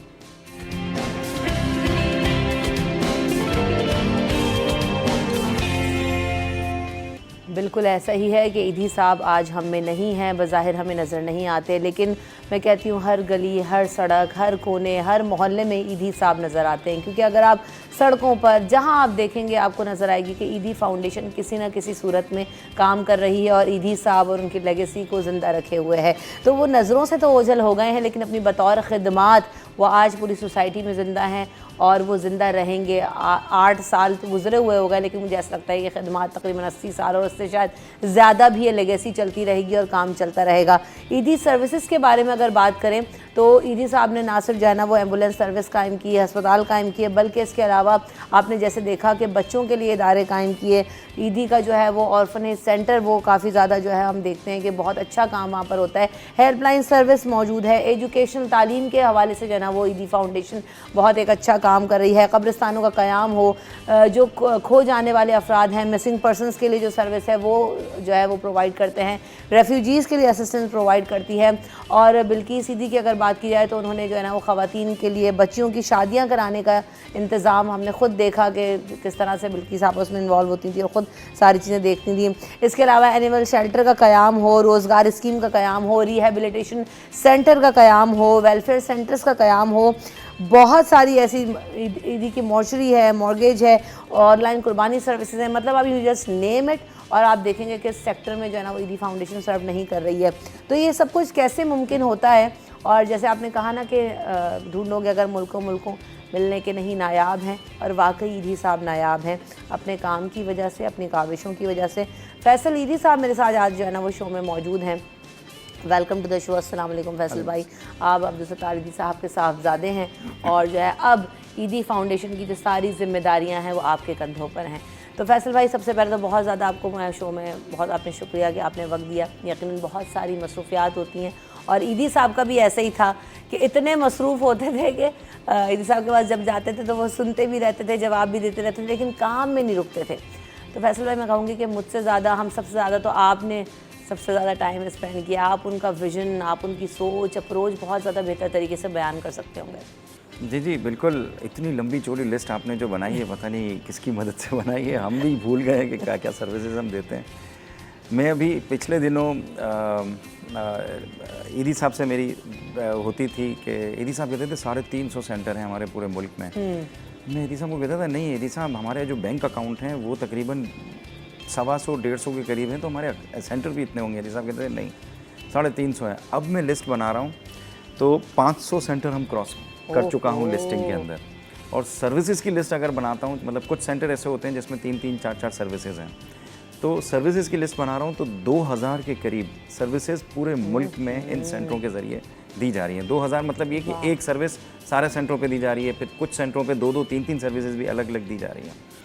तो अब मैं खुद सर पकड़ के बैठ गया हूँ कि ईदी साहब सही कहते थे और मैं जो है ना गलती कर रहा था। अच्छा फैसल भाई, हम लोग तो जो है ना अब तो मोबाइल का, एप्लीकेशंस का, गैजेट्स का, कंप्यूटर का, ऑनलाइन डाटा का इतना सिस्टम है कि अब हम लोग शायद बहुत बेहतर तरीके से, बहुत आसानी से काम, मैंने ईदी साहब को काम करते हुए देखा अपने सेंटर में, तो जी खुद भी देख रहे होते थे, रजिस्टर भी लेके बैठे हैं, वो बंदा आ रहा है उससे भी पूछ रहे हैं, वो मैंने वहाँ पे करने को कहा था तुमने वो कर, उन्हें सब चीज़ें याद रहती थी कि वो शख्स, वो बच्चा आया होगा उसका क्या हाल है, वो अपसेट हो गया। तो मैंने उनको, मैं जब देखती थी मैं कहती थी यार कितना कुछ ईदी साहब को याद रहता है, वो रजिस्टरों में उनको डाटा भी याद है, खुद देख भी रहे हैं, अकाउंट्स भी देख रहे हैं, सब कुछ कर रहे हैं। पैशन था उनको, अपने काम से मोहब्बत थी, और जिस चीज़ से आपको मोहब्बत हो ना वो हर वक्त फिर आपके सामने रहती है। ऐसा ही है।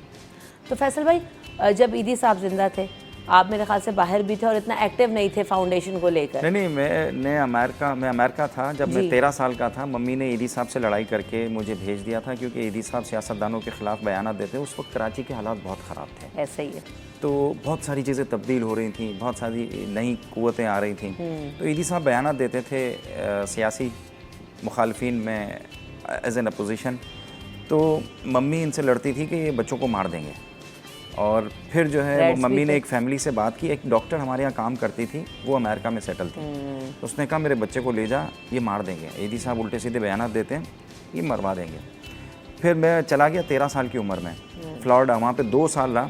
مجھے بالکل مزہ نہیں آتا تھا, ہوم سک, مجھے پاکستان کراچی بہت یاد آتا, میرا گھر یاد آتا, یہاں کا کھانا یاد آتا, کیونکہ میں جس فیملی میں رہتا تھا وہ ڈاکٹرز تھے, دونوں ڈاکٹر تھے, اور وہ بہت ہی پھیکا کھانا کھاتے تھے.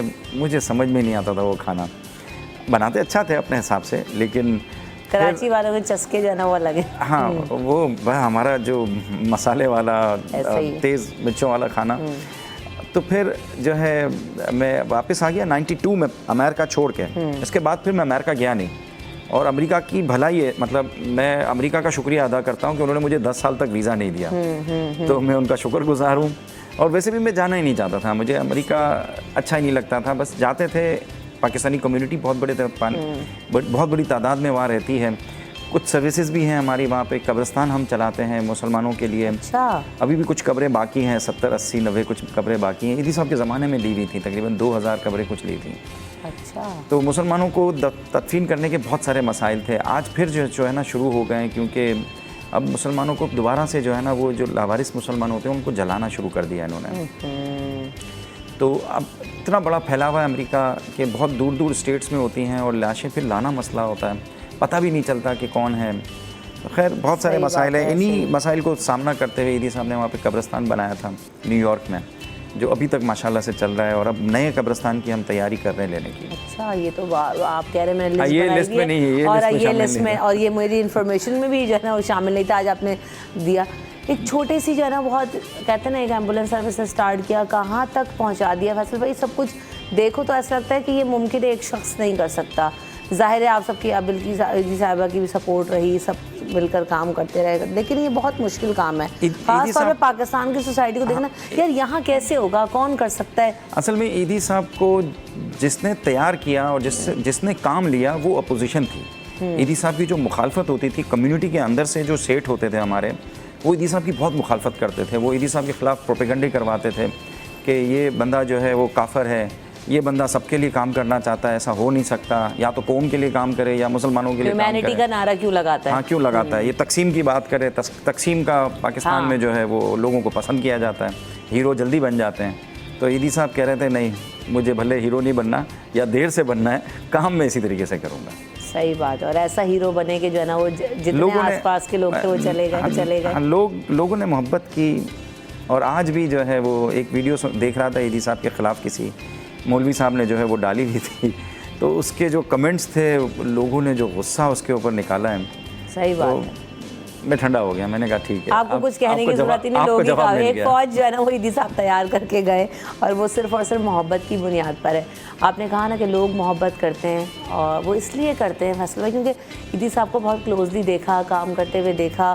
اس وقت جب ایدی صاحب, میں جب رپورٹنگ کرتی تھی تو بہت جو ہے نا کلوزلی یہ ساری چیزیں دیکھتی تھی ایدی صاحب کے ساتھ, بلکہ صاحبہ کے ساتھ, تو پیکیجز وغیرہ بنانے اور ان سب چیزوں میں. تو جو مجھے ایک چیز بڑی جو ہے نا انسپائرنگ لگتی تھی کہ ایدی صاحب کی نا ایک محبت کا جو فیکٹر تھا وہ کسی ایک چیز سے اسپیسیفک نہیں تھا. یعنی وہ بچوں سے مل رہے ہیں تو بھی اتنی محبت ہے, وہ خواتین سے مل رہے ہیں تو ان کے دل میں ایک ہمدردی, ایک محبت, ایک جو ہے نا شفقت کا جذبہ. تو یعنی ایک بے لوث خدمت, ایک بہت ہی سادہ سا انسان. ایک رپورٹ شائع ہوئی تھی جنگ اخبار کے, ایک سینئر جرنلسٹ تھا, وہ بمبئی گیا, اس نے انڈیا کا جو ریڈ لائٹ ایریا ہے نا وہ بہت زیادہ پیسے کماتا ہے, آپ کو پتہ ہے وہ ریڈ لائٹ ایریا ہے, وہ اس کے اوپر اس نے اسٹڈی کی, لڑکیوں سے ان کی ہسٹری پوچھی کہ کس طرح جو ہے وہ تم اس میں پھنسی. تو ان لڑکیوں نے ان کو بتایا کہ ہم گھر سے بھاگے, ہمیں کسی نے سہارا نہیں دیا اور ہم یہاں پہنچے. پھر اس نے موازنہ کیا کہ کراچی میں اتنا بڑا ریڈ ایریا ہونا چاہیے کیونکہ یہاں پہ بھی بہت لڑکیاں بھاگتی ہیں, اور اس نے آ کے اسٹڈی کی. تو ہم نے ہزاروں لڑکیاں جو گھروں سے ناراض ہو کے بھاگتی ہیں یا لڑکے بھاگتی ہیں, کچھ بھی وجہ ہوتی ہیں, ان کو ہم نے باحفاظت محفوظ طریقے سے ان گھروں پہ پہنچایا واپس سے. اور آپ کو یقین نہیں آئے گا کہ پٹھان اپنے بچیوں کو قتل کر دیتے ہیں. कुछ दीगर जो कौमें हैं पाकिस्तान में वो कत्ल कर देती है, लेकिन इनको पता चलता है ना कि ईदी बाबा क्या जो है वो उसमें गई थी, आस्थाने में गई थी, वो फिर नहीं करता वो माफ़ कर देते हैं अपनी बच्ची को। अच्छा। होता ये है कि इसमें हमें फिर रिकन्सिलिएशन करना पड़ता है। कोई पठान फैमिली की अगर बच्ची बेचारी नाराज़ होकर आ जाती है तो हमारे ईदी होम में जब पहुंचती है तो शुरू में वो बहुत डरती है कि मुझे कत्ल कर देंगे, और होता भी ऐसा है। हम इसको बचाते इस तरीके से हैं कि वो लड़की जो है वो फिर हमारे पास किसी और कम्युनिटी की आएगी, महाजिर आएगी, तो वो दूसरे तीसरे दिन चली जाएगी, वो कत्ल नहीं होती। लेकिन पठान कम्युनिटी की या बाज़ औक़ात बलोच की कुछ कबीले ऐसे हैं वो भी गैरत के नाम पे मार देते हैं। वो उनको हम इस तरीके से बचाते हैं कि पहले हम उसको माँ से मुलाकात कराते हैं, माँ को कहते हैं कि आप घर में जो है वो इसके लिए जगह बनाओ और इनका गुस्सा ठंडा होने दो, इसके बाद फिर जो है ना इनका आमना सामना कराते हैं। एक प्रोसेस है कि गुस्सा भी ठंडा हो जाए, आमना सामना भी हो जाए, एक दूसरे से माफ़ियाँ भी हो जाएं, फिर वो लेके लड़की को चले जाते हैं। तो इससे हज़ारों लड़कियाँ महफूज हुई, घर पहुँची, वापस राह रास्त पे आ गई। और दूसरा, ये रेड लाइट एरिया पाकिस्तान में बना ही नहीं जितना इंडिया में बना। अप्रोच की बात है ना, और वो सीनियर जर्नलिस्ट था, उसने पूरी रिसर्च करके जो है ना मवाजना की। Very nice. असल बात वही है कि सोच क्या है, अप्रोच क्या है, विजन क्या है, वो इंसान को हम जब इंसान समझ लेना तो हम उसकी मदद करते हैं। पहले हमें इंसान बनना ज़रूरी है।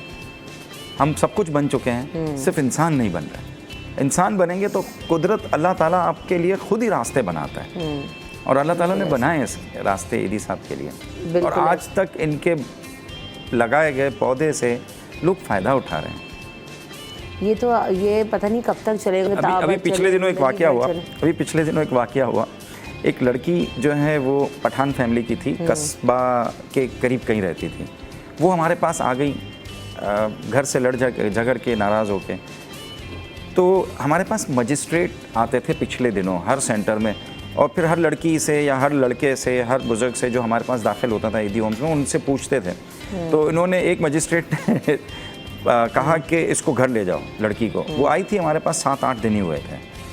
तो लड़की ने कहा ले तो चले, वो लड़की चली गई घर में। जो खातून उसको छोड़ने गई, और 2 पुलिस वाले साथ मजिस्ट्रेट ने कहा था कि ले जाओ, क्योंकि अगर डर है कि इसको मारेंगे तो पुलिस वाले साथ होंगे।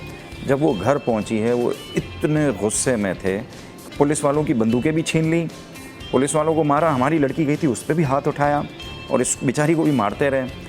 लेकिन मामला ठंडा हुआ, फिर मुझे डर हुआ कि कहीं कत्ल ना कर दिया। सही। तो फिर मैंने मजिस्ट्रेट से कहलवाया कि आपने ये गलती कर दी, ऐसा नहीं होता, रिकन्सिलिएशन होती है, सुलहनामा होता है, इसके बाद ले जाते हैं, इस तरह आप कभी ना करें। फिर उसको भी एक सबक मिला कि जो है वो जल्दबाजी नहीं करनी चाहिए इस मामलात में।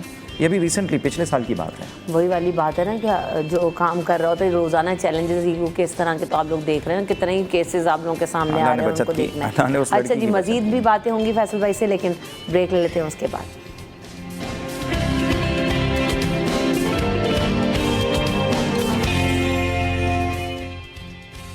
Welcome back in city eight 10। आज बरसी है अब्दुल सत्तार ईदी साहब के हवाले से हम बात कर रहे हैं। फैसल भाई, तो बरसी जो है वो किस तरह से मनाते हैं, क्या इमाम होता है ईदी साहब को याद करने के लिए? सादगी से बनाते हैं। आप कुरान खानी जो है, या जो पबरियाँ वगैरह पढ़ते हैं ना हम, तस्बीह वगैरह, वो हर सेंटर में जो है वो होता है, और उसमें बस पढ़ के ईदी साहब के लिए दुआएँ करते हैं। मम्मी के लिए तो हर हाथ, पता नहीं कितने हाथ उठते होंगे रोज़ाना, मम्मी के लिए दुआएँ करते हैं।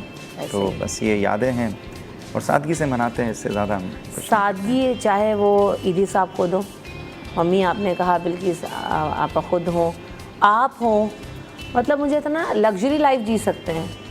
ईदी साहब के ऊपर भी बहुत दफ़ा बात होती है, हम खुद कहते थे आप बीमार, और जब आखिरी दिनों से थोड़ा टाइम पहले खुद कहा है, हर बंदा जाके कह रहा था कि ईदी साहब आप क्यों इतनी मुश्किल में जाते हैं, इतनी मुश्किल में नहीं मानते थे। लग्जरी कार भी अफोर्ड कर सकते थे, लग्जरी लाइफस्टाइल भी, लेकिन नहीं रखा। क्या सोचती, क्यों? सादगी नहीं छोड़ना चाहते थे। कहते थे जो मेरे पास पैसा ही अमानत है, और मैं अगर अपनी ज़ात पे खर्च करूँगा तो मैंने अमानत में ख़यानत की है, और ज़्यादा से ज़्यादा पैसा लोगों की फलाह पे खर्च हो। बिल्कुल है। ईदी साहब के जाने के बाद किस तरह के चैलेंजेस आए? क्या बहुत बड़ा आपने कोई फ़र्क महसूस किया?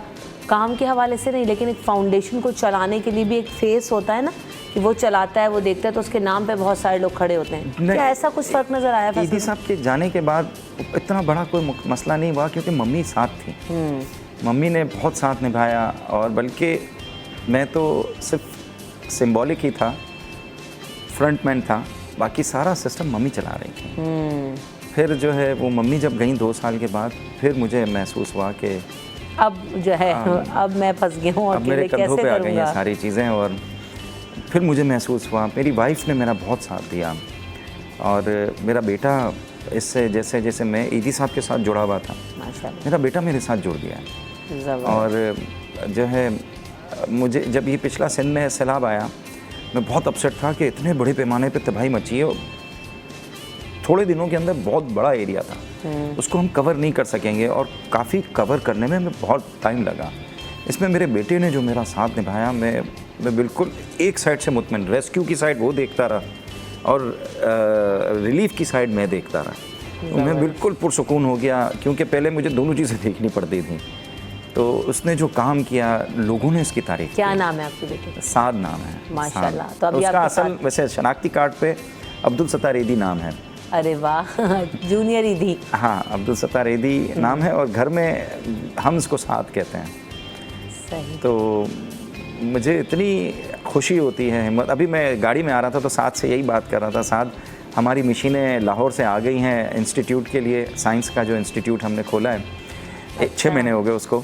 अब उस अगले कोर्सेज़ हम शुरू कर रहे हैं, उसके लिए हम मशीनें परचेज़ कर रहे हैं। तो मुझे इतनी खुशी थी, मैंने कहा मैंने मेड इन पाकिस्तान मशीनें ख़रीदी हैं। हमें बाहर से भी ऑफ़र थी, इटली से, दूसरी जगहों से, कि हम आपको मशीनें देते हैं, लेकिन मुझे इतनी खुशी हो रही थी कि मेड इन पाकिस्तान उस पर लिखा हुआ था। और जो बी ग्रेड की, एक तो ए ग्रेड होता है, वो भी मशीन मौजूद थी, लेकिन वो बहुत महंगी थी, वो हमने नहीं ली। लेथ मशीनें और मिलिंग मशीनें हम सेकेंड हैंड ख़रीदेंगे। तो मुझे साथ से सारा रास्ता यही बात होता रहा, डिस्कशन होती रही कि अब हम किस तरीके से लड़कों को ट्रेन करेंगे, स्टूडेंट्स को ट्रेन करेंगे, इस तरह के कोर्सेज़, क्योंकि पाकिस्तान की क्या मेजॉरिटी। करवा रहे हैं आप, उसमें ब्रीफली बताइएगा। ये साइंस एंड टेक्नोलॉजी का हमने इंस्टीट्यूट खोला है। मेरे जहन में तो 15-20 साल से था, लेकिन अब जाके मैंने जो है वो पिछले 4-5 साल से बहुत कोशिश करता रहा। जगह खरीद ली, सब कुछ चीज़ें ले ली, लेकिन अब पिछले 6 महीने से ये काम शुरू हुआ है। तो हम मुख्तलिफ ट्रेड्स सिखाते हैं, इसमें इंजन मैकेनिक बनाते हैं, petrol, diesel.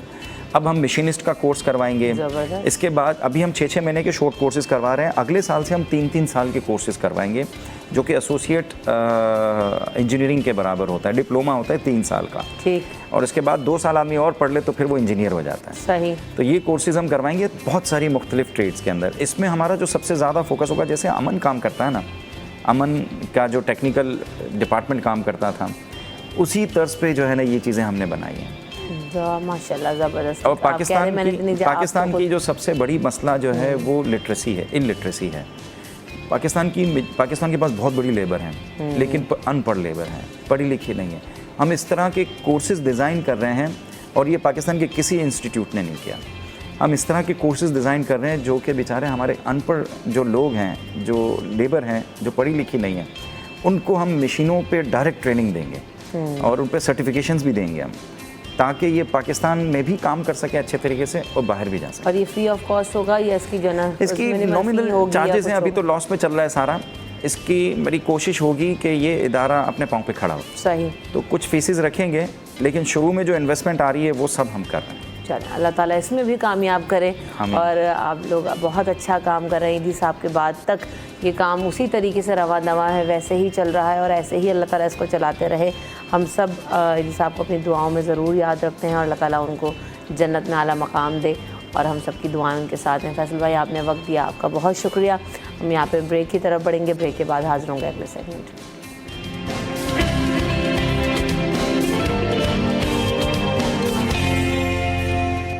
Welcome back in city eight 10। तो जनाब, हम जब बात करते हैं कि आज का दिन बहुत अहम है, और जब मुहर्रमुल हराम का नए साल का आगाज़ होता है, तो बहुत सारे इंसिडेंट्स अब तवातुर से आते रहेंगे, और यकीनन हम उस हवाले से शोज़ भी करते रहेंगे। आज जो है हज़रत उमर फ़ारूक रज़ियल्लाहु ताला अन्हु के जो है ना, वो हम बात करेंगे उन हवाले से, क्योंकि उनका एक अहम दिन भी है। और यकीनन हम सब कहते हैं ना कि ये शहादत या जो हमारे पास ये जो दिन आते हैं, उन सब में हम उनकी हस्तियों के बारे में ना रिवीजन करते हैं, जानते हैं, उनको पहचानने की कोशिश کوشش کرتے ہیں, قریب سے جاننے کی کوشش کرتے ہیں, ان کے بارے میں معلومات حاصل کرتے ہیں کہ وہ جو نبی پاک صلی اللہ علیہ وسلم کے ساتھ موجود لوگ تھے, صحابہ اکرام تھے, ان کا کیا رول تھا, ان کی کیا شخصیت کے پہلو تھے, ان کو ہم سیکھیں, جانیں اور اپنی زندگی میں اپلائی کرنے کی کوشش کریں گے. تو آج حضرت عمر فاروق رضی اللہ تعالیٰ عنہ کے حوالے سے ہم بات ہوگی. اگر آپ کی ہستی کے بارے میں جانیں, آپ کے دور خلافت کے بارے میں جانیں, تو جو آپ کا عہد خلافت ہے وہ تاریخ اسلام کا ایک یقیناً بہت سنہرا دور ہے. کیوں؟ کیونکہ ابھی ہم بات کرتے ہیں, فیصل ایدھی صاحب بھی ہمارے ساتھ موجود ہیں, عبدالستار ایدھی صاحب کی ہم نے بات کی, بہت سارا کام کیا ہے, ہیومینٹی کے لیے کام کیا, فلاحی اداروں کا قیام. تو اس کا آغاز کہاں سے ہوا؟ حضرت عمر فاروق سے ہوا کہ آپ نے ایک فلاحی ریاست قائم کی, عدل و انصاف کی بنیاد پر, اخوت و مساوات کی بنیاد پر, ہمدردی کی بنیاد پر, احترام انسانیت کا درس دیا. اور جو ہے وہ ہم دیکھتے ہیں کہ اگر آپ کے خلافت کی بات کی جائے تو آپ نے مختلف محکمے اور شعبے قائم کیے, جنہیں جو ہے نا وہ تاریخ میں اگر بات کی جائے تو اولیات عمر کے نام سے جو ہے وہ جانا جاتا ہے. تو سب سے پہلے آپ نے کیا کیا اور کن کن چیزوں کا قائم جو ہے نا مراکز اور محکمے قائم کیے؟ اگر آپ کے خلافت پر نظر ڈالیں تو بہت اہم کام نظر آتے ہیں. آپ نے بیت المال کا جو ہے وہ ادارہ, جسے ہم آج تک دیکھتے ہیں کہ ہماری ریاست میں بھی موجود ہے, وہ قائم فرمایا. شیرخوار بچوں کے لیے جو ہے وہ وظائف مقرر کروائے.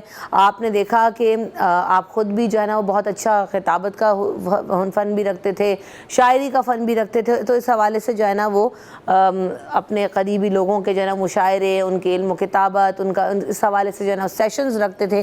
اس کے علاوہ جیل خانے بنوائے, آپ نے فوجی چھاونیاں قائم کروائیں, آپ نے محکمہ پولیس اور خبر رسانی, جس کو ہم نیوز ایجنسیز آج کے دور میں کہتے ہیں, ان اداروں کا قیام جو ہے وہ تب اس دور میں رکھا. اس کے علاوہ جو ہے وہ آپ نے جنگلات, پہاڑوں کی پیمائش, ان کے جو جتنی بھی ڈائمنشنز ہیں ان کو جو ہے نا جغرافیائی طور پر اس کو لینے کا ایک نظام مقرر فرمایا. پہلی مردم شماری کروائی, اسلامی سکے جو ہے نا پہلی دفعہ وہ جاری کروائے. کئی شہر آباد کیے خلافت میں اپنی, اور کتنی طویل جو ہے نا وہ آپ کی ریاست تھی جہاں پر آپ نے جو ہے نا وہ حکومت فرمائی. اس کے علاوہ دور خلافت میں 4000 سے زائد مساجد کا قیام ہوا. اور ایسے نظر ڈالیں تو بہت سارے ایسے پہلو ہیں, بہت ساری ایسی چیزیں ہیں جو ہم نے دیکھا کہ جن کا آغاز وہاں سے ہوا. تو ہم یہ سب بہت ساری باتیں نا بہت کامنلی نہیں جانتے ہیں, جنہیں ہمیں جاننے کی ضرورت ہے کہ یہ سب یہ جو نظام بنائے گئے ہیں ہمارے اپنے لوگوں نے بنائے ہیں, اور تب بنائے ہوئے ہیں جنہیں آج ہم ویسٹ سے فالو کرنے کی اور کاپی کرنے کی جو ہے کوشش کرتے ہیں. تو اسی بارے میں بات کرنے کے لیے اور آپ کی شخصیت کے مزید پہلو اجاگر کرنے کے لیے میرے ساتھ مفتی فضل سبحان صاحب موجود ہیں. السلام علیکم مفتی صاحب, کیسے ہیں آپ؟ وعلیکم السلام ورحمۃ اللہ. الحمدللہ. مفتی صاحب, جیسے کہ میں نے کچھ قلیل سی جو ہے نا وہ انفارمیشن شیئر کی, تو جب میں پڑھتی ہوں نا اور جب دیکھتی ہوں تو میں کہتی ہوں کہ ہم کہتے ہیں نا کلچر رچ ہے, میں کہتی ہوں پرسنالٹیز ہمارے پاس کتنی رچ ہیں جن سے ہم کتنا کچھ سیکھ سکتے ہیں. نحمدہ و نصلی علی رسولہ الکریم. دیکھیے, کچھ شخصیات ایسی ہوتی ہیں کہ جن پر گفتگو کرتے ہوئے رونگٹے کھڑے ہو جاتے ہیں, ایسا ہی ہے. اور اگر استحضار کے ساتھ, کنسنٹریشن کے ساتھ ہم ان کی سیرت کو, ان کی سوانح عمری کو اور ان کے کردار کو, ان کی خلافت کو بیان کریں اور اس پر عمل کریں, ایسا ہی ہے, تو معاشرے کے اندر جو احساس کمتری ہے یا معاشرے کے اندر جو بھی خرابیاں اور خامیاں ہیں یہ ساری ختم ہو جائیں. حضرت عمر فاروق رضی اللہ عنہ کا جو لقب ہے نا الفاروق, یہ لقب محمد الرسول اللہ صلی اللہ علیہ وسلم نے عطا کیا ہے. بالکل. اور قرآن کریم کا جو ایک اہم نام ہے وہ الفرقان ہے. الفرقان اور الفاروق کا مادہ ایک ہے اکارڈنگ ٹو عربک گرامر. دونوں کا مطلب ہے حق اور باطل میں فرق اور ڈسکریمنیٹ کرنے والی چیز. تو جیسے قرآن کریم حق اور باطل کے اندر ایک واضح لکیر ہے, اسی طرح حضرت عمر رضی اللہ عنہ فرق اللہ بہ بین الحق والباطل, اللہ نے ان کے ذریعے سے حق اور باطل کو الگ کر دیا. بے شک. یہ وہی حضرت عمر رضی اللہ عنہ ہیں کہ جن کے لیے بارگاہ خداوندی میں محمد الرسول اللہ صلی اللہ علیہ وسلم نے ہاتھ اٹھائے, اللہم اعز الاسلام, اے اللہ اسلام کو عزت دے. عمر ابن خطاب یا ہشام حضرت جو تھے ابو جہل, ان کے ذریعے سے.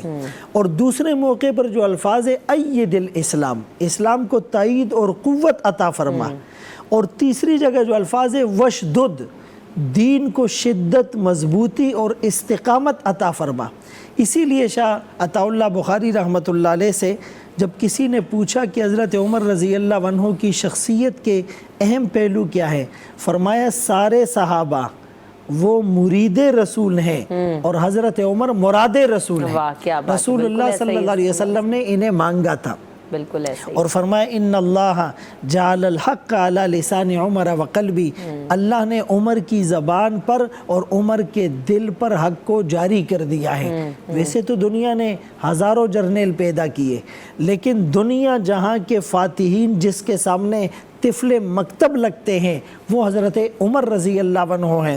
تو حضرت عمر رضی اللہ عنہ 40ویں نمبر پر اسلام قبول کرتے ہیں، یعنی 39 کی لوگ تعداد پوری ہوئی تھی جب ان سے حضرت پہلے جو ہیں وہ بالکل مسلمان ہو چکے تھے، اور اسلام قبول کرنے کے وقت ان کی عمر 26 یا 30 سال تھی، بلکہ ایک عالم تو فرمانے لگے کہ یہی وہ گھڑی تھی جس میں حضرت عمر رضی اللہ عنہ پیدا ہوئے۔ اور ان کے اسلام لانے کا واقعہ کتنا عجیب ہے کہ ایک دفعہ تلوار ہاتھ میں لیے غصے میں بپرے ہوئے جا رہے ہیں، تو بنو زہرہ کے ایک شخص نے پوچھا کہاں کا ارادہ ہے؟ کہا جی ایک شخص ہے اور وہ نبوت اور رسالت کا دعویٰ کرتا ہے، اور اس نے لوگوں کو ان کے آباء و اجداد کے دین سے منحرف اور متنفر کر دیا ہے، تو ان کا قصہ تمام کر دیا جائے۔ تو اس نے کہا کہ آپ پہلے اپنے گھر کی خبر تو لیں، آپ کی بہن آپ کے بہنوئی کلمہ پڑھ کر مسلمان ہو چکے ہیں۔ اب رخ تبدیل کیا، دروازے پر دستک دی، اندر سے قرآن کی آواز آئی۔ دروازہ کھلنے پر حضرت خباب رضی اللہ عنہ جو ان کی بہن اور بہنوئی کو قرآن پڑھا رہے تھے وہ چھپ گئے، اور انہوں نے بہن سے استفسار کیا کہ بھائی کس چیز کی آواز تھی؟ وہ کہنے لگی ہم تو جنرلی باتیں کر رہے تھے۔ کہا نہیں، تم قرآن پڑھ رہے تھے۔ چپکے چپکے کیا پڑھتی تھی؟ اور اتنے میں حضرت عمر رضی اللہ عنہ نے جب اپنے بہنوئی کو مارا، بہن بچانے آ گئی، بہن کو جو تھپڑ رسید کیا تو چہرے سے خون نکل آیا، لیکن وہ بہن بھی حضرت عمر کی تھی۔ کہنے لگی اگر تو خطاب کا بیٹا ہے میں بھی خطاب کی بیٹی ہوں، ٹکڑے ٹکڑے کر دے، دامن مصطفیٰ چھوٹ نہیں سکتا۔ اب عمر حیران ہو کر، پریشان ہو کر، ششدر ہو کر، ورطہ حیرت میں ڈوب کر، حیرت و استعجاب کے سمندر میں مبتلا ہو کر، سمم بکمن عمیون کی تصویر بن کر یہ سوچنے پر مجبور ہو گیا کہ وہ عمر جس کے سامنے مکے کا پہلوان نہیں آ سکتا، ایک عورت کھڑی ہو گئی۔ کہا لا تو صحیح، بتلا تو صحیح وہ کون سی کتاب ہے؟ اس نے کہا اس کتاب کے آداب سے تم واقف نہیں ہو، لا یمسہ الا المطہرون، وضو کر کے آؤ گے تو قرآن ہاتھ میں دوں گی۔ اب وضو کیا اور قرآن کی تلاوت ہوئی، طٰہٰ ما انزلنا علیک القرآن لتشقیٰ۔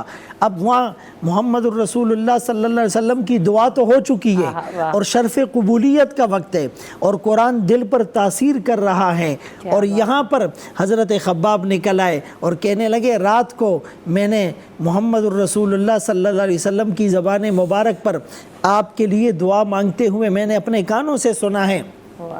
اب وہ ظاہر ہے اسلام دل میں گھر کر گیا، اور پھر آمنہ کے لال کے در اقدس پر گئے۔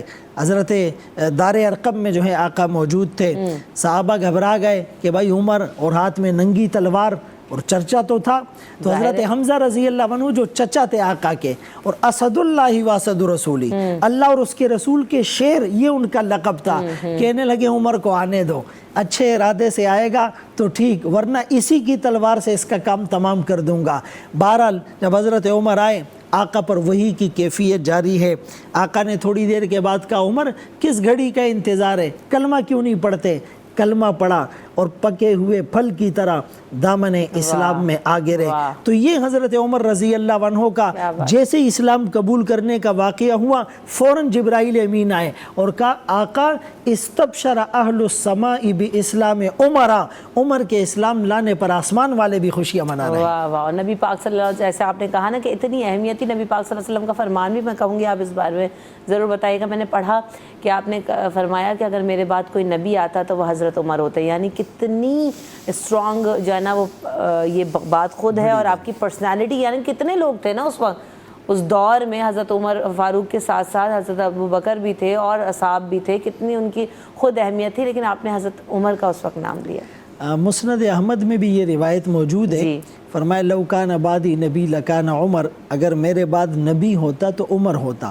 اب چونکہ نبوت کا دروازہ بند ہو چکا ہے، وَلَٰكِن رسول اللہ و خاتم النبیین، وہ اللہ کے رسول بھی اور نبیوں میں آخری بھی ہیں، لیکن یہ بہت بڑی فضیلت اور اعزاز ہے. جیسے آپ نے کہا کہ کم و بیش ایسا ہی ہے، یعنی لاکھوں صحابہ کی موجودگی میں یہ جملہ کہنا اور یہ ٹائٹل کسی کے لیے پسند کرنا، اب جو نبوت کی صفات ہوتی ہیں وہ تو ظاہر ہے بالکل الگ ہوتی ہیں، اس کے پیرامیٹرز ہی الگ ہوتے ہیں.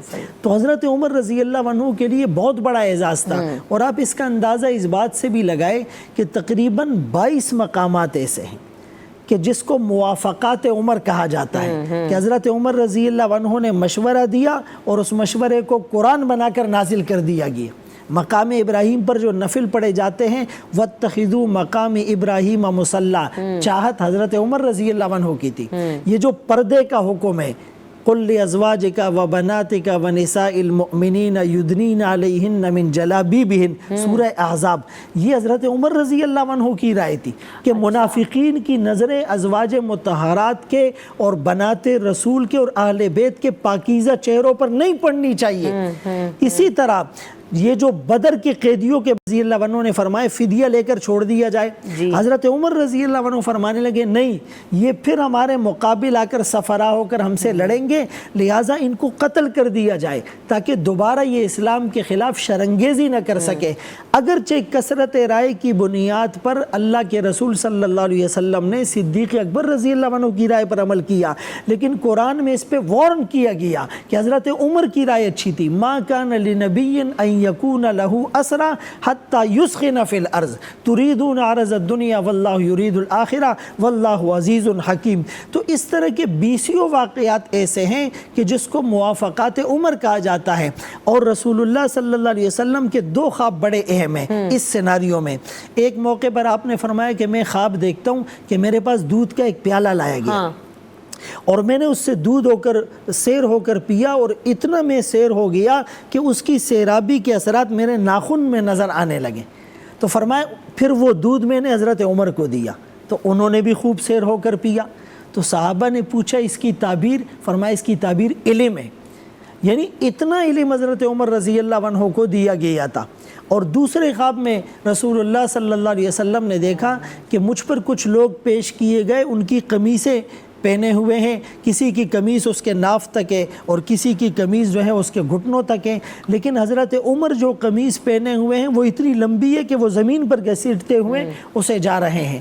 تو صحابہ نے پوچھا اس کی تعبیر اور تعویل کیا ہے؟ فرمایا دین، یعنی دین کے اوپر عمل کرنے میں وہ اس انتہا درجے کو پہنچے ہوئے تھے کہ لسان نبوت سے لو کان بعدی نبی لکان عمر کا ٹائٹل انہیں مل رہا ہے. واہ کیا بات ہے. ہر پہلو آپ اٹھا کر دیکھیں تو آپ کو کتنی روشن جو ہے نا وہ شخصیت نظر آتی ہے، کتنا کچھ سیکھنے کو ملتا ہے. دور خلافت کی اگر بات کریں بطور حکم دین پہ تو یقیناً عبور تھا، اور اس دین کو آپ نے اپنی خلافت کے دور میں آپ نے بطور حکمران کتنا اپلائی کیا، اور کتنے یہاں خالی دین کی وجہ سے نہیں، ایک سوشل ہم کہتے ہیں نا پرسنالٹی، ایک بطور سوشل پرسنالٹی، ایک بطور لیڈرشپ، ایک بطور بہترین لیڈر جو ہے نا وہ آپ کے کردار کے حوالے سے بات کریں گے. But after this break.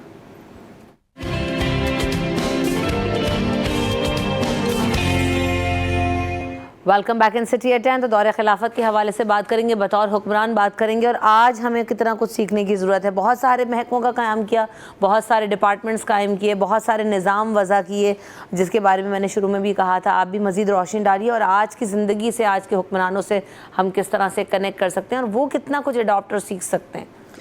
دیکھیے بنیادی طور پر کسی کی شخصیت کو بیان کرنا آسان ہوتا ہے، لیکن اپنی زندگی کو سانچے میں ڈالنا یہ مشکل ہوتا ہے، اور یہی مقصود اور اصل ہے. بدقسمتی تو یہ ہے کہ مہاتما گاندھی جیسے لوگ جو اسلام کو نہیں مانتے، لیکن وہ اپنا رول ماڈل وہ نارجن اخبار کے اندر وہ حضرت ابوبکر و عمر رضی اللہ عنہما کو مانتے، اور وہ کہتے کہ بڑے افسوس کے ساتھ مجھے یہ اعتراف کرنا پڑ رہا ہے کہ رول ماڈل کے طور پر میں ان 2 حضرات کے علاوہ کسی کی مثال نہیں دے سکتا.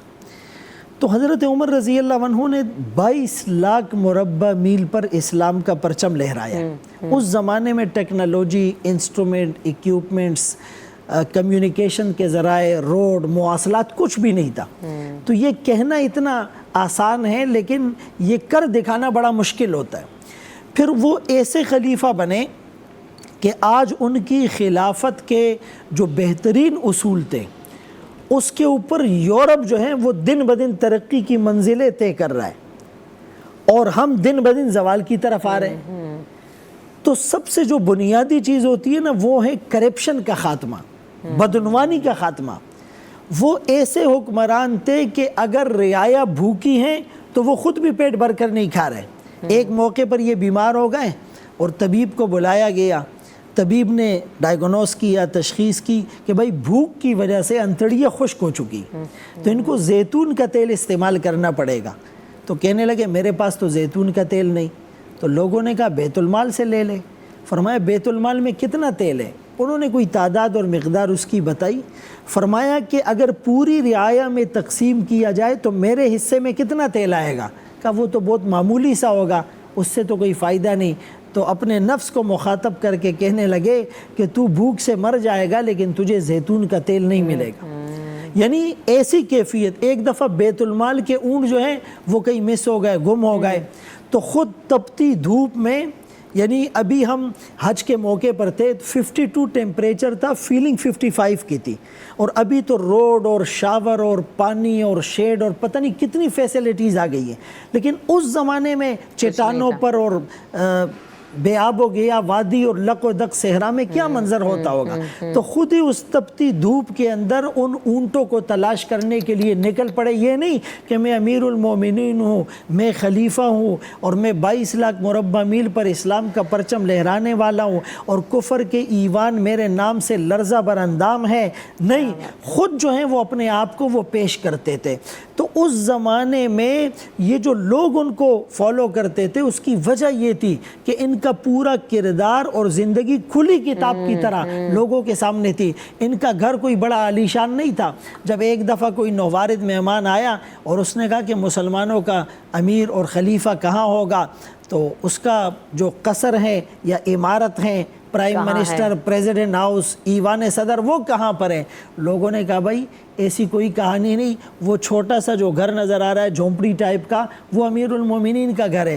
پتہ کیا گھر میں موجود نہیں، مسجد میں معلوم کیا وہاں موجود نہیں. کسی نے کہا اپنی بکریاں چرانے کے لیے جنگل میں گئے ہوں گے. جب وہ جنگل جاتا ہے تو ایک اینٹ کو یا پتھر کو اپنا تکیہ بنا کر اس پر آرام کر رہا ہے. کوئی گارڈ نہیں ہے، کوئی جو ہے وہ پروٹیکشن اور سیکورٹی اور پروٹوکول نہیں ہے. تو وہ حیران ہو کر کہنے لگا کہ جب مسلمانوں کا خلیفہ انصاف پر کھڑا ہوتا ہے تو ایسے جنگل میں بغیر پروٹوکول اور سیکورٹی کے سو جاتا ہے. اور جب وہ کرپشن اور بدعنوانی کرتا ہے تو پھر اس کے پاس BCO گارڈ اور سینکڑوں گاڑیاں اور پتہ نہیں دنیا جہاں کی پروٹیکشن سیکورٹی اس کے پاس ہوتی ہے، لیکن چین سکون اطمینان نہیں ہوتا، وہ ریسٹ لیس اور بے چین رہتا ہے. تو حضرت عمر رضی اللہ عنہ نے کسی بھی محکمے کو قائم کرنے میں 2 بنیادی چیزوں کا خیال رکھا. ایک تو اس کو میرٹ کی بنیاد پر عدل و انصاف تو بس ایسا تھا کہ کیا کہنے. جی، اذا وسد الامر الى غیر آلہ فانتظر الساعہ. فرمائے جب ذمہ داری نااہل لوگوں کے سپرد کر دی جائے تو قیامت کا انتظار کرو. سورہ نساء ان اللہ یأمرکم ان تودوا الامانات الی اہلہا. اللہ تمہیں حکم دیتے کہ امانتوں کو اس کے اہل تک پہنچاؤ. امانت پلورل اور جمع کا صیغہ ہے، صرف پیسے لینا دینا امانت نہیں ہے. آپ کا مال، آپ کا عہدہ، آپ کی اولاد، آپ کا ڈیزگنیشن، یہ ساری چیزیں امانت ہے. تو ایک خیال وہ یہ رکھتے تھے کہ اس محکمے کا جو ذمہ دار ہے وہ اہل ہونا چاہیے، اور دوسری بات اس میں کرپشن اور بدعنوانی نہیں ہونی چاہیے. تو اس بنیاد پر وہ محکمے دن بدن ترقی کرتے گئے. عدل و انصاف کی آپ نے بات کی، تو عدل و انصاف تو ایسا تھا کہ بڑا سے بڑا کوئی جابر اس وقت کا ہوتا، لیکن اگر وہ مجرم ہوتا تو اس کو عدالت کے کٹہرے میں کھڑا کر دیتے تھے.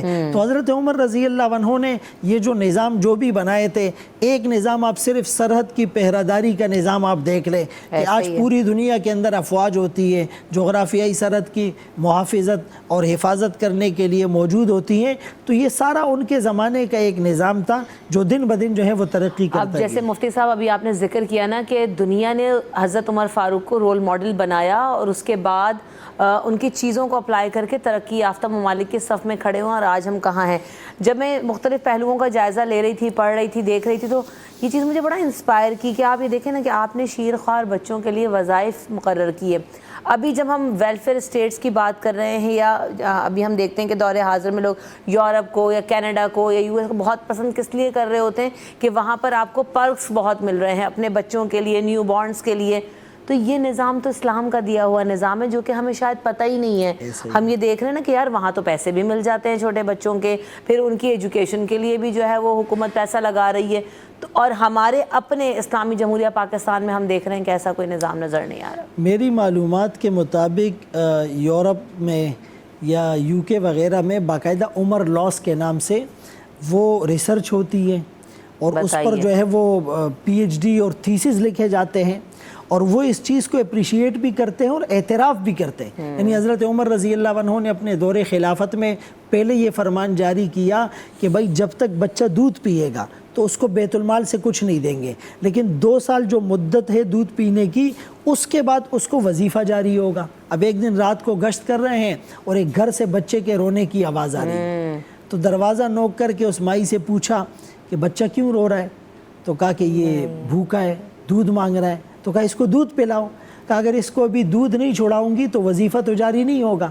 تو ابھی اس کی عمر 1 سال ہے، لیکن میں دودھ چھوڑانے پر اس لیے مجبور کر رہی ہوں تاکہ وظیفہ جاری ہو جائے، گھر میں خرچے نہیں ہیں اور گھر کا چولہا بجھ گیا ہے۔ تو حضرت عمر رضی اللہ عنہ آئے اور اتنا روئے کہ عمر تو کتنے بچوں کو اور کتنے خاندانوں کو بھوکا مارے گا، اور اپنی جو ہے وہ جو ان کی مشورے کی شورا تھی ان کو جمع کیا اور کہا کہ اس رول کو چینج کرنا ہے، بچہ پیدا ہوتے ہی ان کے لیے وظیفہ جاری کر دیا جائے، اور اپنے آپ کو ملامت کیا اس بات پر۔